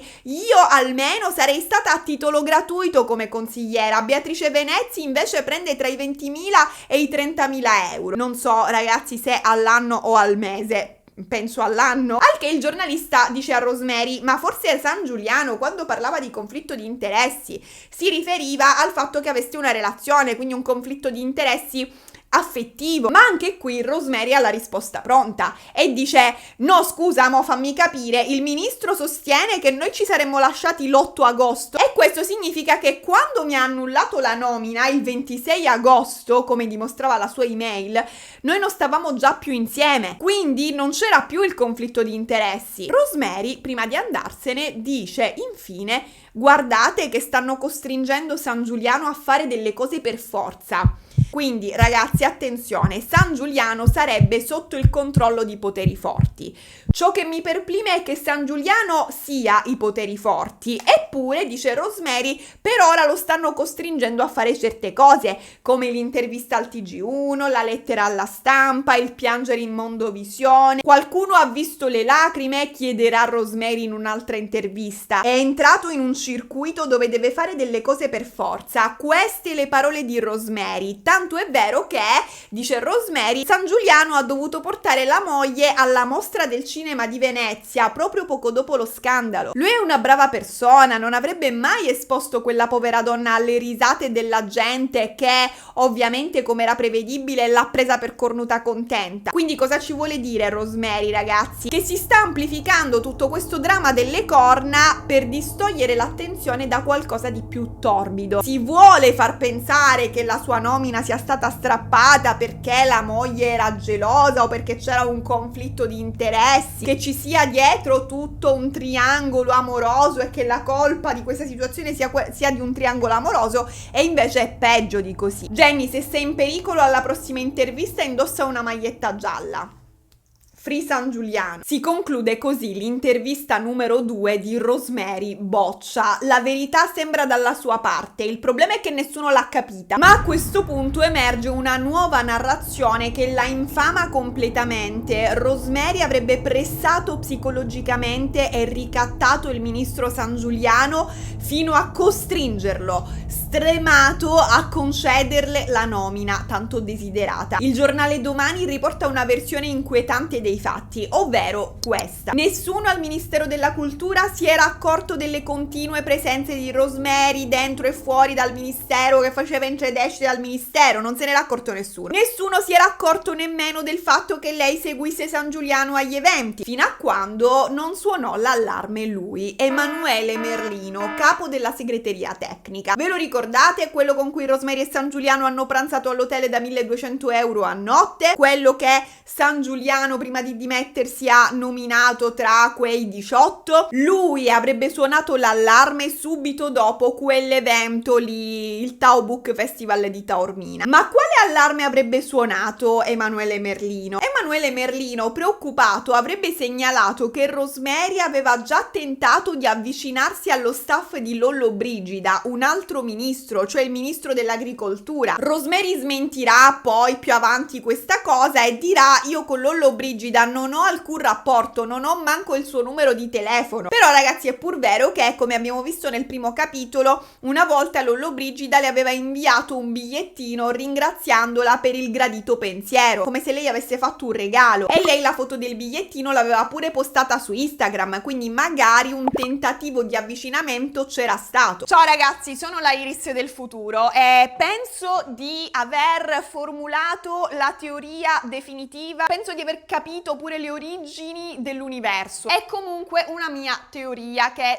sicuramente andrebbe dimostrata, ma non verrà mai dimostrata, quindi vediamo che cosa ne pensate voi. Io penso a questo punto che a non volere la nomina di Rosemary non fosse la moglie di San Giuliano, ma Arianna, la moglie, anzi la ex moglie del ministro Lollobrigida. Il giornale Domani sostiene, come abbiamo appena visto, che Rosemary si fosse avvicinata prima che a San Giuliano a Lollobrigida, il ministro dell'agricoltura, e Lollobrigida è sposato con Arianna Meloni, o meglio era sposato, la sorella di Giorgia Meloni. Mettiamo il caso che Rosemary avesse avuto un qualche tipo di relazione con Lollobrigida, o anche no, cioè mettiamo il caso che magari Arianna era solamente gelosa di questa donna che gravitava intorno a suo marito e che adesso abbia preteso da San Giuliano che non venisse nominata consigliera perché non la voleva infilata all'interno di Montecitorio. San Giuliano non poteva rifiutarsi perché è la sorella della premier di Giorgia Meloni, e tornerebbe tutto. Tornerebbe per esempio perché Giorgia Meloni non abbia accettato le dimissioni di San Giuliano. Non poteva, perché la colpa era di sua sorella. Non sarebbe stato giusto che il ministro si fosse dimesso perché aveva fatto quello che voleva sua sorella. E c'è di più, io non mi spiegavo poco fa perché Rosemary continua continua a dire per i capricci di una donna, per i capricci di una donna. Io pensavo che lei dicesse i capricci della moglie. Ha scartato la mia nomina per i capricci di sua moglie. No, lei diceva per i capricci di una donna. Quindi magari non c'entra la moglie. Infatti il Rosemary continua a dire che lui e la moglie stanno insieme di facciata, ma in realtà sono solo estranei, o quantomeno questo è quello che le raccontava lui. Quindi magari quella donna non era la moglie di San Giuliano, ma la moglie di Lollobrigida. Ha senso secondo voi? Non finisce qui. Giorgia Meloni è molto indignata con Rosemary e ha detto una frase, ha detto: il modo che ha questa donna di guadagnarsi uno spazio nella società non è compatibile col mio. Magari lei pensava o sapeva che non avesse fatto questo giochetto, permettetemi la parola, solo con San Giuliano, ma che ci avesse già provato con Lollobrigida a inserirsi, nei palazzi del governo. E tornerebbe anche un'altra cosa, cioè Rosemary continua a dire: sono coinvolte altre donne che non stiamo menzionando e che non è giusto menzionare, dovrebbe farlo San Giuliano. Magari queste altre donne non sono, cioè non si tratta di un giro di donne con cui San Giuliano faceva il donnaiolo, ma un'altra donna in particolare che non la voleva all'interno del ministero e a cui lui non poteva dire di no. È sotto ricatto San Giuliano di chi? Della sorella della Come fai a dire di no alla sorella della Presidente del Consiglio che ti ha nominato ministro? Cioè il ministro San Giuliano si riceveva molte pressioni. Molte telefonate. Da politici, Da immagino, politici. anche ministri, anche altre istituzioni. Eh sì, i favori se li fanno tra di loro non possono essere intercettati. Ragazzi, adesso sto collegando tutti i puntini, mi sta esplodendo il cervello. Fatemi sapere cosa ne pensate. Magari adesso mi risponderete: Iris, sei pazza, prenditi una pausa, sei in burnout. Probabile che non abbia senso niente di tutto ciò. Quindi basta, torniamo al video, torniamo alla me del passato, quella ingenua. Un'ultima cosa, il ministro Lollobrigida e Arianna Meloni si sono lasciati. Quando si sono lasciati, Ele? Il 24 agosto dice non stiamo insieme già da un po'. Il 24 agosto è stata data la notizia, 2 giorni prima dell'annullamento della nomina. Così, la butto lì, la buttiamo lì, la buttiamo lì. Arianna Meloni dice che però per Lollobrigida invece si butterebbe anche nel Tevere. L'ho appena letta. Vabbè, ora, cosa dice quindi il giornale Domani? Non riuscendo ad avvicinarsi allo staff di Lollobrigida, Rosemary si sarebbe a quel punto accontentata di San Giuliano, il quale viene presentato come preda di questa donna un po' psycho. Rosemary infatti aveva un preciso obiettivo: organizzare il G7, l'evento della sua vita, e farlo a Pompei, la sua città natia. Per questo si era accollata a San Giuliano e in privato continuava a pressarlo, chiedendogli insistentemente di farla consigliera, al che il ministero avrebbe consigliato a San Giuliano di tenere fuori Rosemary. Lui avrebbe comunque fatto il che voleva, insistendo per farla entrare nelle chat di lavoro. Lui però in tutto ciò, attenzione, non è che fosse ostile, cioè lui sembrava appoggiarla, era d'accordo, pure lui la voleva nominare consigliera. Poi, continuando questa versione, dice il giornale Domani, una sera Rosemary e San Giuliano erano andati al concerto dei Coldplay insieme. Sì, concerto non organizzato da Rosemary, specifico per evitare equivoci. Il giorno dopo il concerto San Giuliano avrebbe formalmente chiesto la nomina di Rosemary. E qui, ragazzi, sembra che il quotidiano Domani voglia insinuare qualcosina. Cioè io ho percepito un'insinuazione del tipo: guarda caso, dopo il romantico concerto dei Coldplay, dopo questa romantica serata, chissà cosa sarà successo durante la notte tra Rosemary e San Giuliano, che il giorno dopo San Giuliano si è svegliato con la voglia di richiedere la nomina per Rosemary. Vabbè, comunque il capo gabinetto dice no e blocca la nomina. Perché? Perché scopre un malefico conflitto di interessi, che non è il fatto che San Giuliano se la facesse con questa futura consigliera, ma è il fatto che Maria Rosaria Boccia risultasse azionista al 100% di una società chiamata Cult Communication SRL, la quale aveva registrato un fatturato ridicolo, solamente 14.000 euro nel 2023, con un utile negativo di quasi 2.500 euro. Cioè praticamente invece di guadagnare, sta società aveva perso 2.500 euro.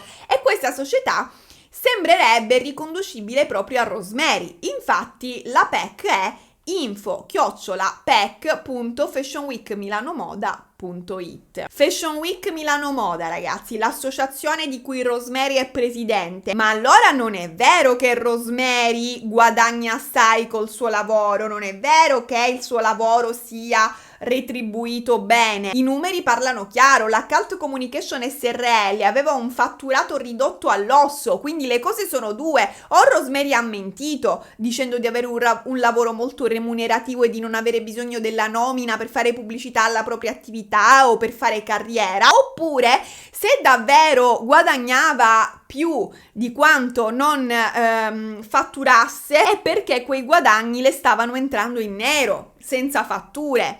Quindi non solo dobbiamo sospettare che lei viaggiasse coi soldi pubblici, ma anche che non contribuisse a quei soldi pubblici. Vabbè, Sangiuliano quindi a questo punto avrebbe deciso, riporta il quotidiano Domani, di tagliare tutti i ponti con Rosemary, estromettendola dalle chat il 16 agosto. Ma nonostante questo, Rosemary avrebbe continuato a seguirlo agli eventi, comportandosi come se fosse ancora parte del suo entourage. Addirittura, in base alla versione riportata sul giornale Domani, lei durante questi eventi lo fotografa e pubblica quelle foto su Instagram, foto in cui non a caso lei non è accanto a lui, lo fotografa da lontano, quasi comunque a voler far credere che fosse lì con il ministro, quando in realtà non era così. E tutto questo senza il consenso di Sangiuliano, altro che autorizzazione. E poi, ragazzi, attenzione, lunedì 26 agosto alle 13:10 Rosemary viene informata del fatto che la nomina sia stata ufficialmente annullata. In base a questa versione, solamente 20 minuti dopo lei avrebbe pubblicato su Instagram la foto in cui ringraziava Sangiuliano per la nomina a consigliera del ministro, il post dello scandalo, un'azione che sembra volta a metterlo con le spalle al muro. Non solo, secondo il giornale Domani ci sarebbero delle fonti autorevoli, non meglio specificate, che sostengono che Rosemary abbia qualcosa di grosso tra le mani, ovvero tutta la cronologia delle chat WhatsApp del ministro. Praticamente lei sarebbe riuscita a collegare il proprio computer al WhatsApp web di Sangiuliano usando il QR code del suo cellulare e accedendo a tutto il suo archivio di messaggi. Potrebbe quindi avere accesso Rosemary a conversazioni riservate, non solo a conversazioni insomma personali, non lo so, Sangiuliano che parla con gli amici, che parla con sua moglie, ma anche a chat con figure di spicco come Giorgia Meloni. Ecco quindi che la narrazione cambia completamente. Se è vero che la nomina di Rosemary è stata interrotta prima che lei pubblicasse il post dello scandalo, allora significa che questa potrebbe essere una storia di manipolazioni e pressioni psicologiche di Rosemary nei confronti di Sangiuliano. Rosemary cercava di avere il controllo su Sangiuliano in base a questa versione. C'è però qualcosa che non mi torna: i numeri, ragazzi. Se davvero Sangiuliano ha annullato la nomina di Rosemary il 16 agosto, giorno in cui lei è stata estromessa dalle chat di lavoro, allora perché le avrebbe comunicato ufficialmente l'annullamento solo il 26 agosto? 10 giorni dopo. È una discrepanza strana, cioè qualcosa non quadra. È tutto fumoso, nessuna versione sembra veramente coerente, non si capisce chi sia il bugiardo tra Rosemary e Sangiuliano, quando improvvisamente spunta un uomo che dice di essere il marito di Rosemary. Quest'uomo si chiama Marco Mignogna. Tecnicamente Rosemary e Mignogna sarebbero divorziati dal 2010, cioè si sarebbero lasciati dopo manco un anno di matrimonio. Ma praticamente, ragazzi, quando hanno firmato il divorzio, il codice fiscale di Rosemary sarebbe stato trascritto male e questo tizio ora si fa intervistare per lamentarsi, cioè praticamente lui coglie l'occasione per lamentarsi del fatto che lui non riesca a divorziare da Rosemary. Cioè lui dice: oh, Rosemary in 14 anni non ha trovato 5 minuti per andare in tribunale a correggere il codice fiscale e quindi io risulto ancora sposato con lei, cioè lei ufficialmente è mia moglie. Ma io a questo punto vedrei di risolverla da persone civili, la chiamerei a cepposta per te. Faccia lei, signor Mignogna. Il signor Mignogna dice: ci siamo lasciati per cose gravi. Ora non voglio stare qui a raccontare i particolari, ma con San Giuliano secondo me lei ha fatto un'altra vittima. E dopo Mignogna si fa avanti un altro ex di Rosemary. Viene chiamato solo con le sue iniziali, Sono tra l'altro le stesse iniziali di Mignogna, che si chiama Marco Mignogna. Se dico un'altra volta Mignogna appare. Dice: il periodo in cui sono stato con Rosemary è stato uno dei momenti più difficili della mia vita. Perché, ragazzi, Rosemary non avrebbe accettato la decisione di di lasciarla. Questo ovviamente in base alla versione di attenzione. E per lui sarebbe iniziato un incubo. Ci sarebbero ad esempio dei filmati delle telecamere di sicurezza risalenti a quel periodo in cui Rosemary citofonava insistentemente a per poi iniziare a bussare alla sua porta. La cosa sarebbe andata avanti per un'ora. Tra i gesti più eclatanti di Rosemary ci sarebbe stato quello di chiamare per dirgli attenzione di essere incinta, cosa che definisce però improbabile. Ora non so perché, però posso facilmente immaginarlo. Quindi avrebbe chiesto a Rosemary una prova della gravidanza, ma lei gliel'avrebbe negata questa prova. Sarebbe seguito un periodo di calma, dopo il quale Rosemary gli avrebbe scritto questo messaggio: tutto bene, negativo. La situazione sarebbe diventata così stressante per da arrivare a cambiare completamente il suo modo di vivere. Dice: io al tempo vivevo costantemente nella paura e nell'ansia, tanto che alla fine nel 2018 ragazzi andrà per vie legali diffidando Rosemary dall'assumere comportamenti molesti e persecutori nei suoi confronti. Dimenticavo di dirvi che è un politico, un assessore di un paese della costiera amalfitana. Non so altro. Nello stesso periodo viene fuori che la tesi di laurea di Rosemary forse sia rubata, presa da internet. Attualmente è in corso un'indagine dell'Università Telematica Pegaso che tramite strumenti antiplagio super sofisticati sta verificando l'originalità della tesi di Rosemary. Questa indagine con questi sofisticati strumenti antiplagio è in corso da mesi, quindi vorrei insegnare un nuovo strumento antiplagio a Pegaso. È molto facile da usare, si chiama Google. Questa è la foto della tesi di laurea di Rosemary. Come vediamo l'ha presentata nell'anno accademico 2021-2022 e il titolo è Il sistema sanitario nazionale, luci e ombre di un'eccellenza italiana stretta dai vincoli della finanza pubblica. Benissimo, ora prendiamo questo titolo, lo inseriamo su Google messo tra virgolette e in 2 secondi ecco qui la tesi di uno studente della LUISS risalente al 2019, 2 anni prima di quella di Rosemary.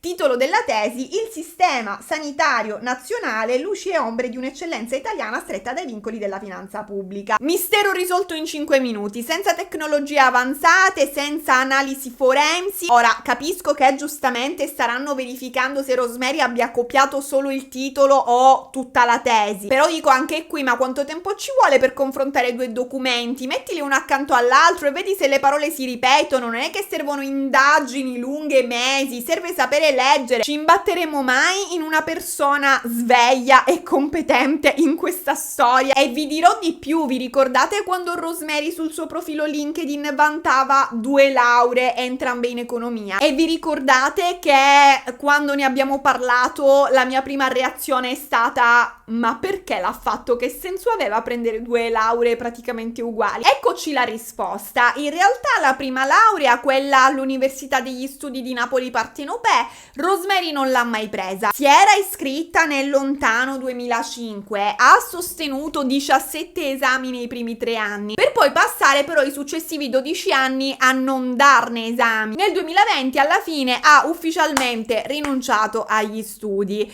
Quindi, per essere chiari ragazzi, Rosemary ha passato 15 anni a dare qualche esame qua e là per poi mollare tutto all'ultimo. E cosa fa nel 2023? Rosemary si laurea all'Università Telematica informatica Pegaso, con una tesi che, come abbiamo già visto, è ora sotto indagine per plagio. E qui sorge il dubbio legittimo: potrebbe aver inserito nel curriculum la laurea mai ottenuta alla Partenopee per influenzare la nomina da parte del ministro Sangiuliano? Ma c'è di più. Sul suo profilo LinkedIn Rosemary diceva di essere stata docente universitario di scienze della comunicazione e media digitali nel master di medicina estetica presso l'Università Federico II di Napoli per l'anno accademico 2024-2025. Ma a questo punto l'Università Federico II di Napoli interviene e rilascia un comunicato stampa in cui dice: Maria Rosaria Boccia non è titolare di alcuna cattedra da noi, non svolge nessun ruolo di assistenza ai docenti e non esiste alcun contratto di docenza stipulato con lei. Un'altra invenzione bella e buona di Rosemary, ma Rosemary ha gli screenshot. Pubblica su Instagram l'attestato di docenza timbrato e firmato dal direttore del master in questione ed effettivamente, ragazzi, l'attestato dice: si attesta che la dottoressa Maria Rosaria Boccia parteciperà attivamente in qualità di docente alle attività didattiche, teoriche e pratiche del master universitario di secondo livello in medicina estetica per l'anno accademico 2024-2025, diretto dal prof. Francesco D'Andrea presso la facoltà di medicina e chirurgia dell'Università di Studi di Napoli Federico II. Non solo, Rosemary pubblica anche un secondo attestato in cui dimostra di aver insegnato anche in un altro master e pubblica anche tutta una serie di foto insieme al professore che le ha firmato il primo attestato, insieme agli studenti del corso. Insomma, c'ha un po' di prove, ragazzi, ma dico, stiamo scherzando? Ma allora perché l'università l'ha presa per bugiarda? Rosemary ha un sospetto, ha il sospetto che si sia attivata una macchina del fango nei suoi confronti per distruggerla e distruggere la sua credibilità. Scrive Rosemary puntando il dito contro l'università: le istituzioni non possono essere soggette alla pressione di poteri forti perché altrimenti è a rischio la loro stessa integrità. In uno Stato democratico i poteri non possono manipolare le istituzioni, che devono rimanere indipendenti e al servizio dei cittadini. Perché le università hanno mentito? Da chi hanno subito pressione? Chi vuole distruggere la mia persona? Chi vuole zittirmi? Ora le domande le faccio io. Detto ciò, Rosemary annuncia con questo post che sarà ospite a Carta Bianca e lo annuncia dicendo parole forti, ovvero: intendo provare che la mia virtù è stata brutalmente offesa in mondovisione e che il ruolo di consigliera del ministro che ho svolto mi è stato tolto ingiustamente, stracciando il decreto ministeriale di nomina per capriccio di una donna. Se il capriccio comanda l'azione di governo, allora siamo già al passaggio verso una nuova forma di governo: la dittatura. Detto ciò, Rosemary pubblica questa storia su Instagram, una foto dei popcorn in cui ci ricorda, mi raccomando, di collegarci su Rete 4 alle 21:05 che ce l'è a Carta Bianca. Ora, Rosemary il giorno prima dell'intervista chiede alla conduttrice Bianca Berlinguer la gentilezza di comunicarle per iscritto le domande che le verranno fatte. Bianca però le dice: no, guarda, non è nostra consuetudine, cioè noi non lo facciamo con gli ospiti di rivelare prima le domande che faremo, però ti posso mandare una sintesi dei temi generali che tratteremo. Considera però che dopo la nostra intervista, cara Rosemary, ci saranno altri giornalisti ospiti che ti porranno delle domande e su quelle io non ho potere. Il giorno dopo Rosemary arriva in camerino e si mette a chiacchierare con Bianca Berlinguer e parlando Rosemary scopre che la prima domanda sarà su Giorgia Meloni e su quello che aveva detto, insomma, su come una donna debba o non debba guadagnarsi lo spazio nella società. E poi praticamente all'improvviso Rosemary avrebbe iniziato a dire che nella sua mancata nomina c'entrasse la sorella di Giorgia Meloni, Arianna. Così, una cosa che si è uscita all'ultimo. E al che Bianca le avrebbe detto: ok, che prove hai per sostenere in televisione un'accusa così grave? Al che, ragazzi, in base alla versione di Bianca Berlinguer, Rosemary le avrebbe risposto: tu non hai studiato abbastanza bene la mia storia, non c'è feeling tra noi, tu sei interessata solo al gossip in tutta questa storia. E dopodiché Rosemary sarebbe scappata. Scappa come Pamela Prati quando Silvia Toffanin le chiese di mostrarle la foto di Mark Caltagirone sul telefono. Se n'è andata. Come sei andata? Non torna più. Rosemary non si presenta a carta bianca, ci fa il bidone, ragazzi, dopo averci fatto annullare tutti gli impegni. Tra l'altro, durante la diretta, Bianca Berlinguer riceverà un messaggino da Rosemary e ce lo leggerà in diretta. Brava Bianca. Nel messaggino Rosemary le scrive: non sono scappata, non ho paura della verità, non voglio prendere in giro gli italiani. Finora non sono state dette le cose come stanno, sono andata via solo perché non c'erano le condizioni per spiegare al meglio la situazione. Rosemary a questo punto pubblica delle storie in cui dirà: no, parlo io adesso, io non me ne sono andata così sgarbatamente, io me ne sono andata dicendo: guarda Bianca, ritornerò nella puntata successiva. Questo perché sentivo che le condizioni non erano favorevoli per discutere in modo serio e secondo me sia io che i giornalisti avevamo tutti bisogno di prepararci meglio. E poi Rosemary accusa Bianca Berlinguer di averla trattenuta nel camerino contro la sua volontà, insieme al suo staff, tentando di costringerla a partecipare. Un sequestro di persona praticamente. Nuovo titolo della trasmissione: La casa di carta bianca. Mentre Rosemary tenta di uscire dal camerino di carta bianca, San Giuliano e sua moglie se ne vanno in pellegrinaggio. Si recano in un santuario e si raccolgono in preghiera per 2 ore. Conosciamo anche il retroscena di questa cosa, ragazzi. Allora, praticamente San Giuliano sarebbe andato dalla moglie a supplicarla, a chiederle perdono con gli occhi da cucciolo, ma niente, lei lo avrebbe rifiutato. Così Jenny sarebbe andato in ritiro spirituale a Greccio. La moglie lo avrebbe infine raggiunto per recuperare il matrimonio. Praticamente per recuperare il matrimonio ci sono voluti i santi, l'intercessione dei santi a cui chiedere il miracolo. 5 giorni dopo Rosemary si reca nello stesso santuario e si fotografa di culo mentre entra nella grotta. Solenne. Io mi immagino San Giuliano e la moglie inginocchiati, raccolti in preghiera, e dietro di loro sbuca dall'ombra Rosemary pronta per scattare una foto. Scrive Rosemary su Instagram sopra la foto in cui sta entrando nella grotta: fai attenzione a come pensi e a come parli, perché può trasformarsi nella profezia della tua vita. Hashtag San Francesco. Segue foto del luogo in cui mette proprio la localizzazione a Greccio, nel caso in cui avessimo dubbi su quale fosse il santuario. Lei sta già pensando di organizzare un evento a Greccio. Poco dopo Rosemary pubblicherà questo video in cui canta Sincerità di Arisa. Sincerità, un elemento imprescindibile. Una relazione stabile che punti all'eternità. E alla domanda dell'intervistatore a chi la dedichi questa canzone, lei risponderà: a tutte le persone di cultura.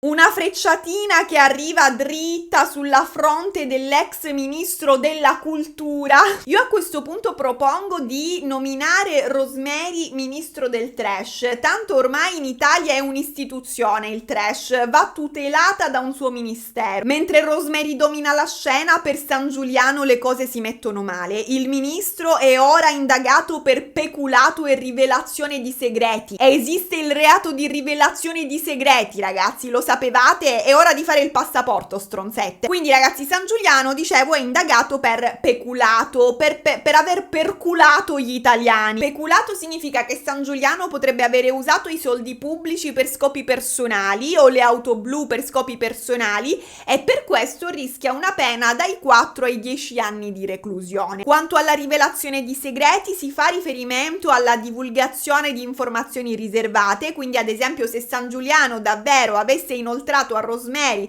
i messaggi riservati dei suoi colleghi politici per chiederle consulto nelle risposte, o se davvero avesse condiviso con lei informazioni legate al G7, rischierebbe fino a 5 anni di carcere. Rosemary ha vinto la battaglia. ma non ha ancora vinto la guerra, perché San Giuliano a questo punto la denuncia, non per stalking al santuario, ma per tentata estorsione. E ciò che emergerà dalla denuncia di San Giuliano sarà completamente inaspettato. Secondo la denuncia di San Giuliano sarebbe stata Rosemary a procurargli la cicatrice, ficcandogli le unghie in testa durante il loro ultimo incontro avvenuto a Sanremo nella notte tra il 16 e il 17 luglio. Come prova, ragazzi, San Giuliano allega una serie di foto allo specchio del bagno in cui documentava il taglio che le unghie di Rosemary gli avevano provocato. Ma non è tutto. Alla denuncia San Giuliano allega anche delle chat compromettenti tra lui e Rosemary. In una di queste chat San Giuliano le ricorda l'aggressione, dicendole: sfregiato, se non fossi stata tu avrei picchiato durissimo. E gli risponde Rosemary: mi hai letteralmente mandato fuori di testa, mi hai portato a un punto imbarazzante, mi hai fatto diventare una iena. Quindi non solo lei lo avrebbe aggredito, ma addirittura sembra che scarichi su di lui la colpa per la sua reazione violenta. San Giuliano le risponde: comunque ho sbagliato io, ma le ricorda anche di avere accettato da lei umiliazioni che non avrebbe mai tollerato da nessun altro. Inoltre l'ex ministro accusa Rosemary di averlo minacciato di installargli un virus nel cellulare se non le avesse permesso di controllarglielo il cellulare, un Trojan per la precisione, cioè gli dice: ti installerò un Trojan se non mi fai controllare il tuo telefono. Il Trojan sarebbe un tipo di malware che permette a chi lo installa di prendere il controllo completo del dispositivo infettato, accedendo ai dati personali, leggendo messaggi, rubando file e persino monitorare le attività dell'utente. In altre parole, ragazzi, spiarlo. Quindi, secondo la versione di San Giuliano, Rosemary avrebbe sì letto i suoi messaggi privati, ma non perché lui glieli inoltrasse per avere la sua consulenza nelle risposte.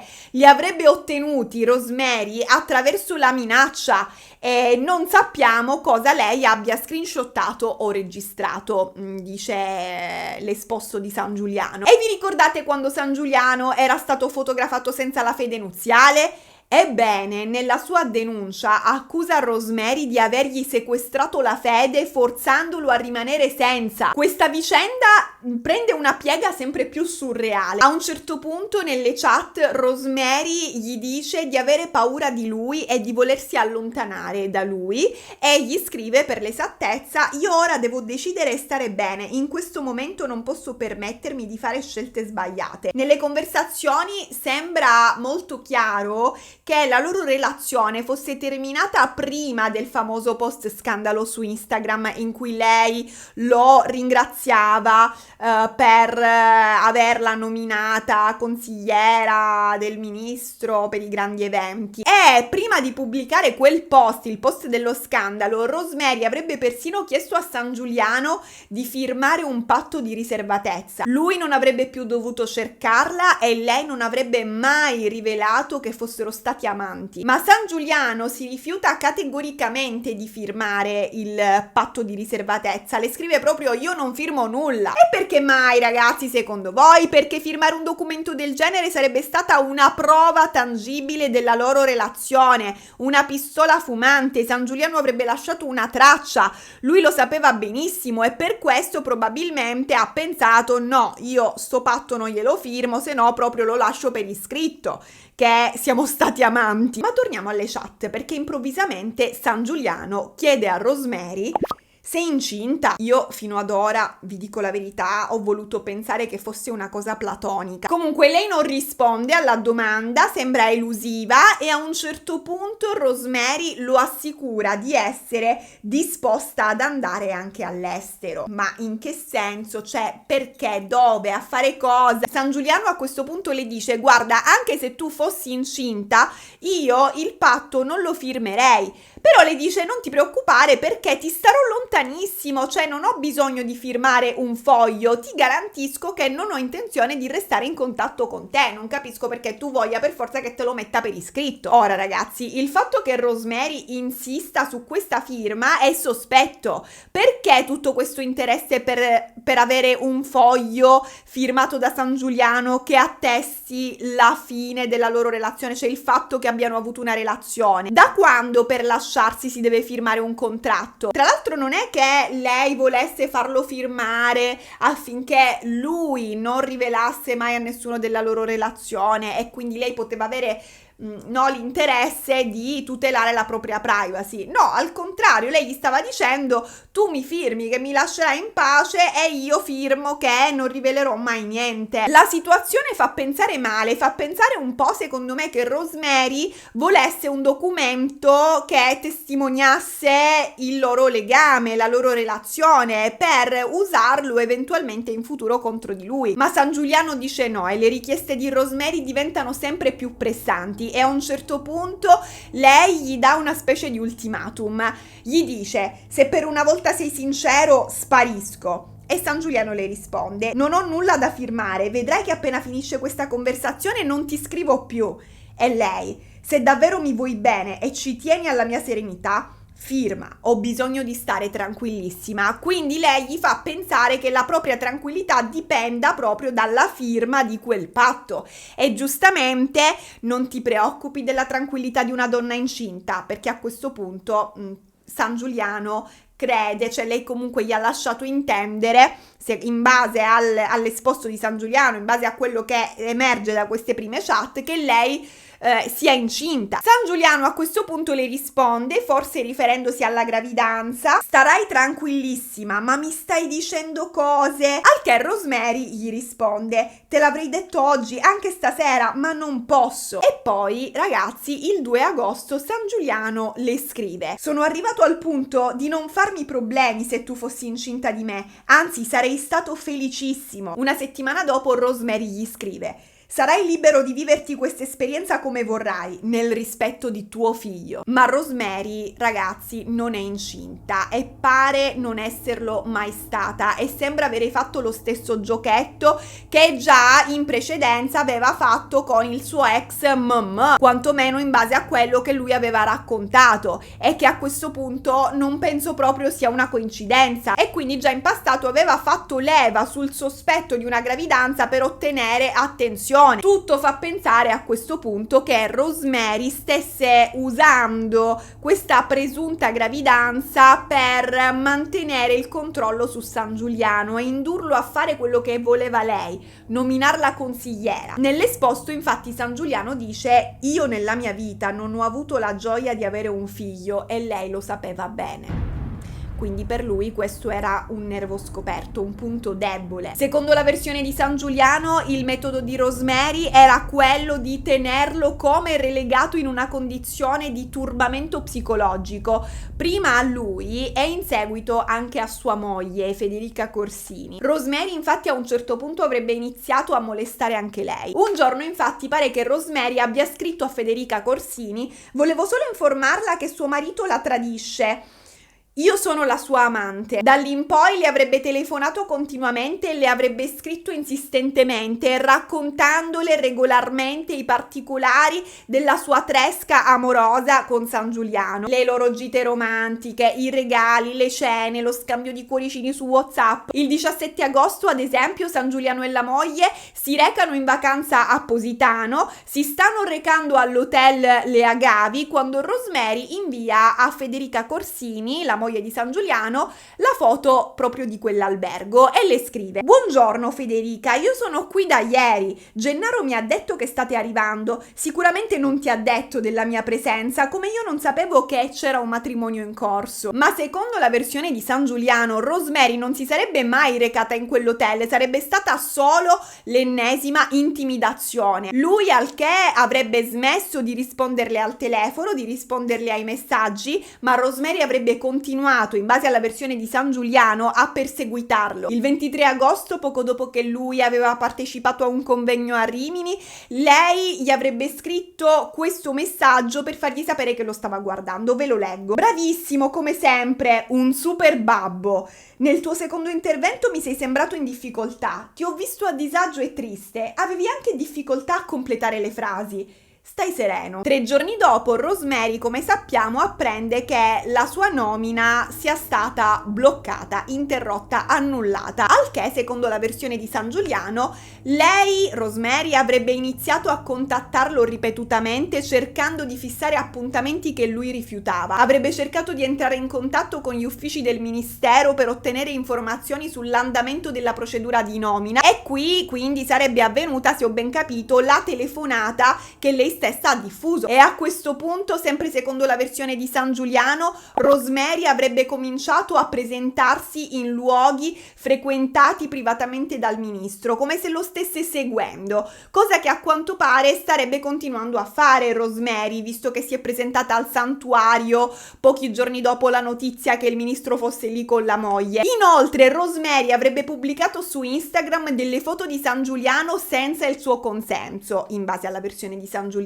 Quindi, ragazzi, le foto che lei diceva di avere sempre condiviso chiedendogli prima il permesso, in base alla versione di San Giuliano, sarebbero state pubblicate da lei senza autorizzazione. Questo sempre per turbarlo e per farlo sentire sotto pressione. Della serie è tutto tracciato, Jenny, lo stanno vedendo tutti che vengo agli eventi con te. Questa foto dimostra che ho pure accesso ai documenti. Se tu ritiri la nomina, tutti lo vedranno che hai lasciato infiltrare una persona senza alcun titolo negli affari del governo. Il post dello scandalo, in cui Rosemary aveva scritto "Grazie ministro per la nomina a consigliera per i grandi eventi", stando a quanto riportato nell'esposto, sarebbe stata una fake news pianificata da Rosemary per mettere San Giuliano con le spalle al muro. La sua strategia sarebbe stata quella di costringerlo a scegliere tra due strade. Da una parte poteva ripescare la nomina, farla consigliera e non pensarci più. Dall'altra parte poteva scegliere di bloccare definitivamente la nomina, continuare su questa strada, ma in quel caso avrebbe dovuto spiegare perché mai una donna che lo seguiva nelle trasferte, che lo affiancava agli eventi, che sembrava essere così tanto integrata nel suo entourage e che addirittura lo ringraziava per la nomina a consigliera, non avesse alcun titolo ufficiale. Sarebbe stato difficile giustificare la presenza costante di Rosemary, una signora nessuno, negli affari dell'Italia. E questo, ragazzi, infatti è quello che è successo, e tutto a questo punto fa pensare che questa crisi di San Giuliano sia stata calcolata da Rosemary. Ed ecco spiegato, ragazzi, perché Rosemary continui a raccontare di aver combinato tante cose che possono incriminare anche lei. Il suo scopo sarebbe quello di vendicarsi, ma le sue dichiarazioni hanno delle conseguenze. Il 21 settembre 2024, alle ore 6:55 del mattino, i carabinieri entrano in casa di Rosemary e perquisiscono l'abitazione. Trovano e sequestrano computer, tablet, 3 telefoni cellulari, schede di memoria e gli occhiali spia, per un totale di 15 dispositivi elettronici. 15. Ragazzi, se avete 15 dispositivi elettronici, fidatevi, fatevi NordVPN. Pensate a cosa potrebbe succedere se un hacker esperto come Rosemary riuscisse a mettere le mani sui vostri dati, infiltrandovi un Trojan, accedendo alla vostra cronologia e usando tutto ciò per manipolarvi, convincendovi a votarla come regina del mondo. Dovete proteggere i vostri dati e un modo per farlo è installare NordVPN sui vostri dispositivi, tutti e 15, ma NordVPN non si limita a proteggere i vostri dati, vi consente anche di navigare come se foste in qualsiasi parte del mondo. Se ad esempio vi trovate al Times Square di Londra e volete guardare un programma disponibile solo in Italia, tipo Le scuse di San Giuliano al TG1, con NordVPN basta aprire la mappa, cliccare sull'Italia e bam! Navigazione sull'internet italiano, problema risolto. Giù nell'info box trovate un link per NordVPN, cliccateci sopra e abbonatevi subito con lo sconto, ragazzi. E se vi abbonate per 2 anni riceverete 4 mesi gratis. E attenzione, se per qualsiasi motivo non sarete soddisfatti di NordVPN, potrete chiedere un rimborso completo entro 30 giorni. Quindi fatevi un un favore, fatelo anche per Jenny, che se lo avesse saputo prima forse adesso non sarebbe disoccupato. NordVPNatevi. Torniamo a noi. Rosemary è ufficialmente iscritta al registro degli indagati per lesioni aggravate, violazione della privacy, violenza o minaccia a corpo politico. Solo quest'ultimo reato considerate che prevede fino a 7 anni di carcere. Rosemary rischia una condanna molto grave. San Giuliano invece è pronto a farla arrestare, cioè lui l'unica chiave di Pompei che desidera adesso è quella della cella di Rosemary. A Rosemary si contesta non solo ciò che ha fatto prima dello scandalo a questo punto, ma anche dopo, quando in televisione ha rilasciato interviste in cui diceva: raga, il ministro è sotto ricatto. Si accusa Rosemary di avere danneggiato il rappresentante di un'istituzione della Repubblica con modalità evocative di un ricatto. Infatti, ragazzi, dice San Giuliano, io vedendo quello che stava combinando Rosemary l'ho fatta chiamare da un'amica comune e lei mi ha riferito: guarda, io ti riporto quello che mi ha detto lei, la situazione è che lei vuole che io la nomini consigliera, si fermerà solo se fai questo. Al che dice San Giuliano: io le ho fatto sapere che non avrei mai ceduto. Ma San Giuliano difficilmente ne uscirà pulito nonostante i tentativi. Tra i messaggi, infatti, se ne legge uno in cui scrive a Rosemary: sono arrivato a fare cose per te che non ho mai fatto. Rosemary non si fa sfuggire l'occasione e gli risponde: hai ragione. E nonostante la denuncia che grava sulle sue spalle, il 3 ottobre Rosemary si fa intervistare a Piazza Pulita. Prima di entrare in scena, Rosemary fotografa lo studio, posta la foto su Instagram e scrive: scappo?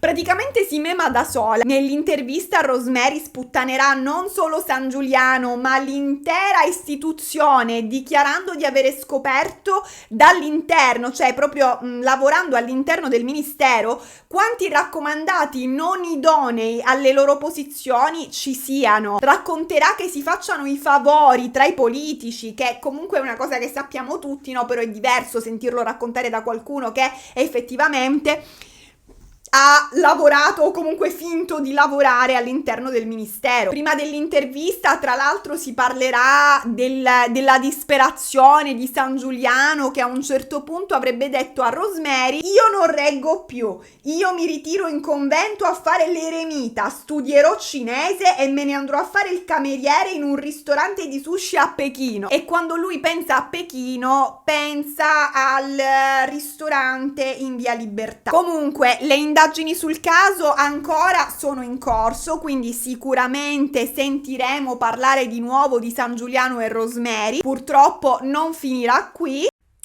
Dimenticavo che Rosemary è stata bannata dalla Camera dei Deputati perché ha registrato con gli occhiali video all'interno di Palazzo Montecitorio, cosa che non doveva fare. Nel frattempo, Striscia la Notizia ha pensato di consegnare un tapiro d'oro a Rosemary, un tapiro personalizzato con dettagli che, ragazzi, non saprei come commentare. Allora, il tapiro ha gli occhiali iconici alla San Giuliano, una chiave simbolica di Pompei inserita elegantemente nel culo e una cicatrice in testa. Il tapiro dovrebbe rappresentare San Giuliano, benché sembri Harry Potter. Cos'è questa cosa horror? Cioè, io non ho parole, ma sono pazzi a fare un tapiro con la testa spaccata, ma tutta a posto. Mi sa che a Striscia la Notizia la striscia se la sono sniffata a questo giro. È proprio l'esempio questo di come, quando si parla di violenza sugli uomini, la reazione sia grasse risate, un uomo picchiato da una donna, che ridere. Documento per tutti quelli che vedranno questo video nel 2050. Ciao a tutti. Nel 2024 ancora la violenza della donna sull'uomo viene vista come una parodia della violenza, è una violenza infiocchettata, pastellosa. Questo ci dice tanto, ragazzi, questo ci rivela quali schemi mentali ci condizionano ancora senza neanche rendercene conto, perché la risata si scatena di solito dal ribaltamento di un'aspettativa, dalla rottura della norma. Ad esempio, mi viene in mente, Luca Giurato, che ci faceva ridere perché da un conduttore ci si aspetta che sia bravo a comunitarie, non ci posso credere. Buongiorno al pubblico maschile. Luca Giurato ci faceva ridere perché da un conduttore ci si aspetta che sia bravo a comunicare, aspettativa che lui ribaltava, impasticciando le parole e pronunciando a volte frasi completamente senza senso. E allora, cosa fa ridere dell'immagine di Rosemary che infilza le unghie nel cranio dell'amante? Evidentemente ci aspettiamo che intanto la donna sia più fragile e che sia sottomessa all'uomo.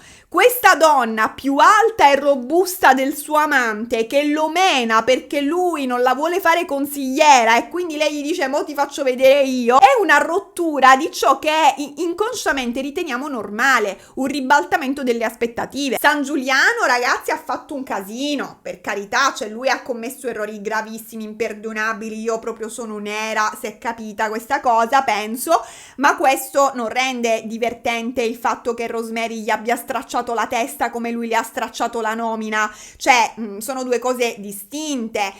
Lui è indagato per peculato ma lei per lesioni aggravate, addirittura pare che San Giuliano abbia dovuto mettere la colla chirurgica per chiudere sta ferita. E capito, Striscia la Notizia piglia e dà il tapiro, un tapiro con la testa aperta alla persona che gliel'ha aperta.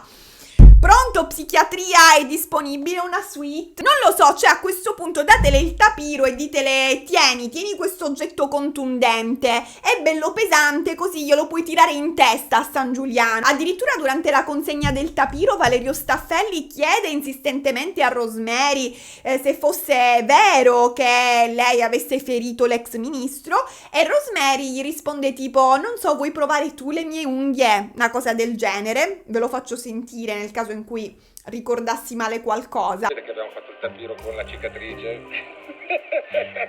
Cosa è successo tra lei e Vogliamo fare una prova? Simuliamo con lei una... Lei ha delle unghie che sono un'altra no. Ora, ragazzi, immaginate la stessa scena uguale ma a ruoli invertiti. Cioè, mettiamo per esempio una ministra, la ministra Gennara Sangiuliana, che denuncia l'amante Rosario per averle tagliato la fronte, al che a Rosario viene portato come premio un bel tapiro che rappresenta San Giuliana con la testa spaccata, magari che indossa anche il tailleur di lei per essere ancora più riconoscibile, e la giornalista chiede a Rosario ma quindi è vero che hai spaccato la testa alla ministra? E Rosario le risponde con un sorriso beffardo non so, vuoi provare anche tu? Cioè io penso che lo vorremmo in galera a Rosario già solo per queste parole. Sui social esploderebbe l'hashtag giustizia per San Giuliana, Gennara sono io, gente che si tatua la cicatrice in fronte come simbolo di lotta femminista, e invece niente di tutto ciò in questo caso.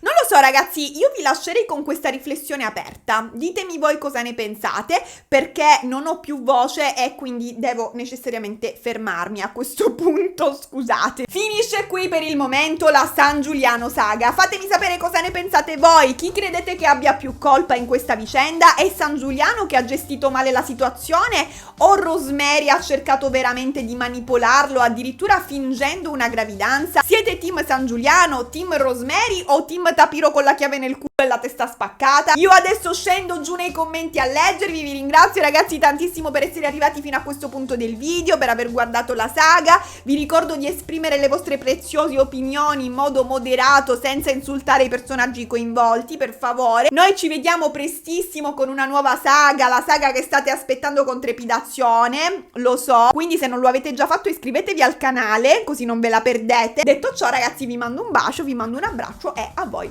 la linea.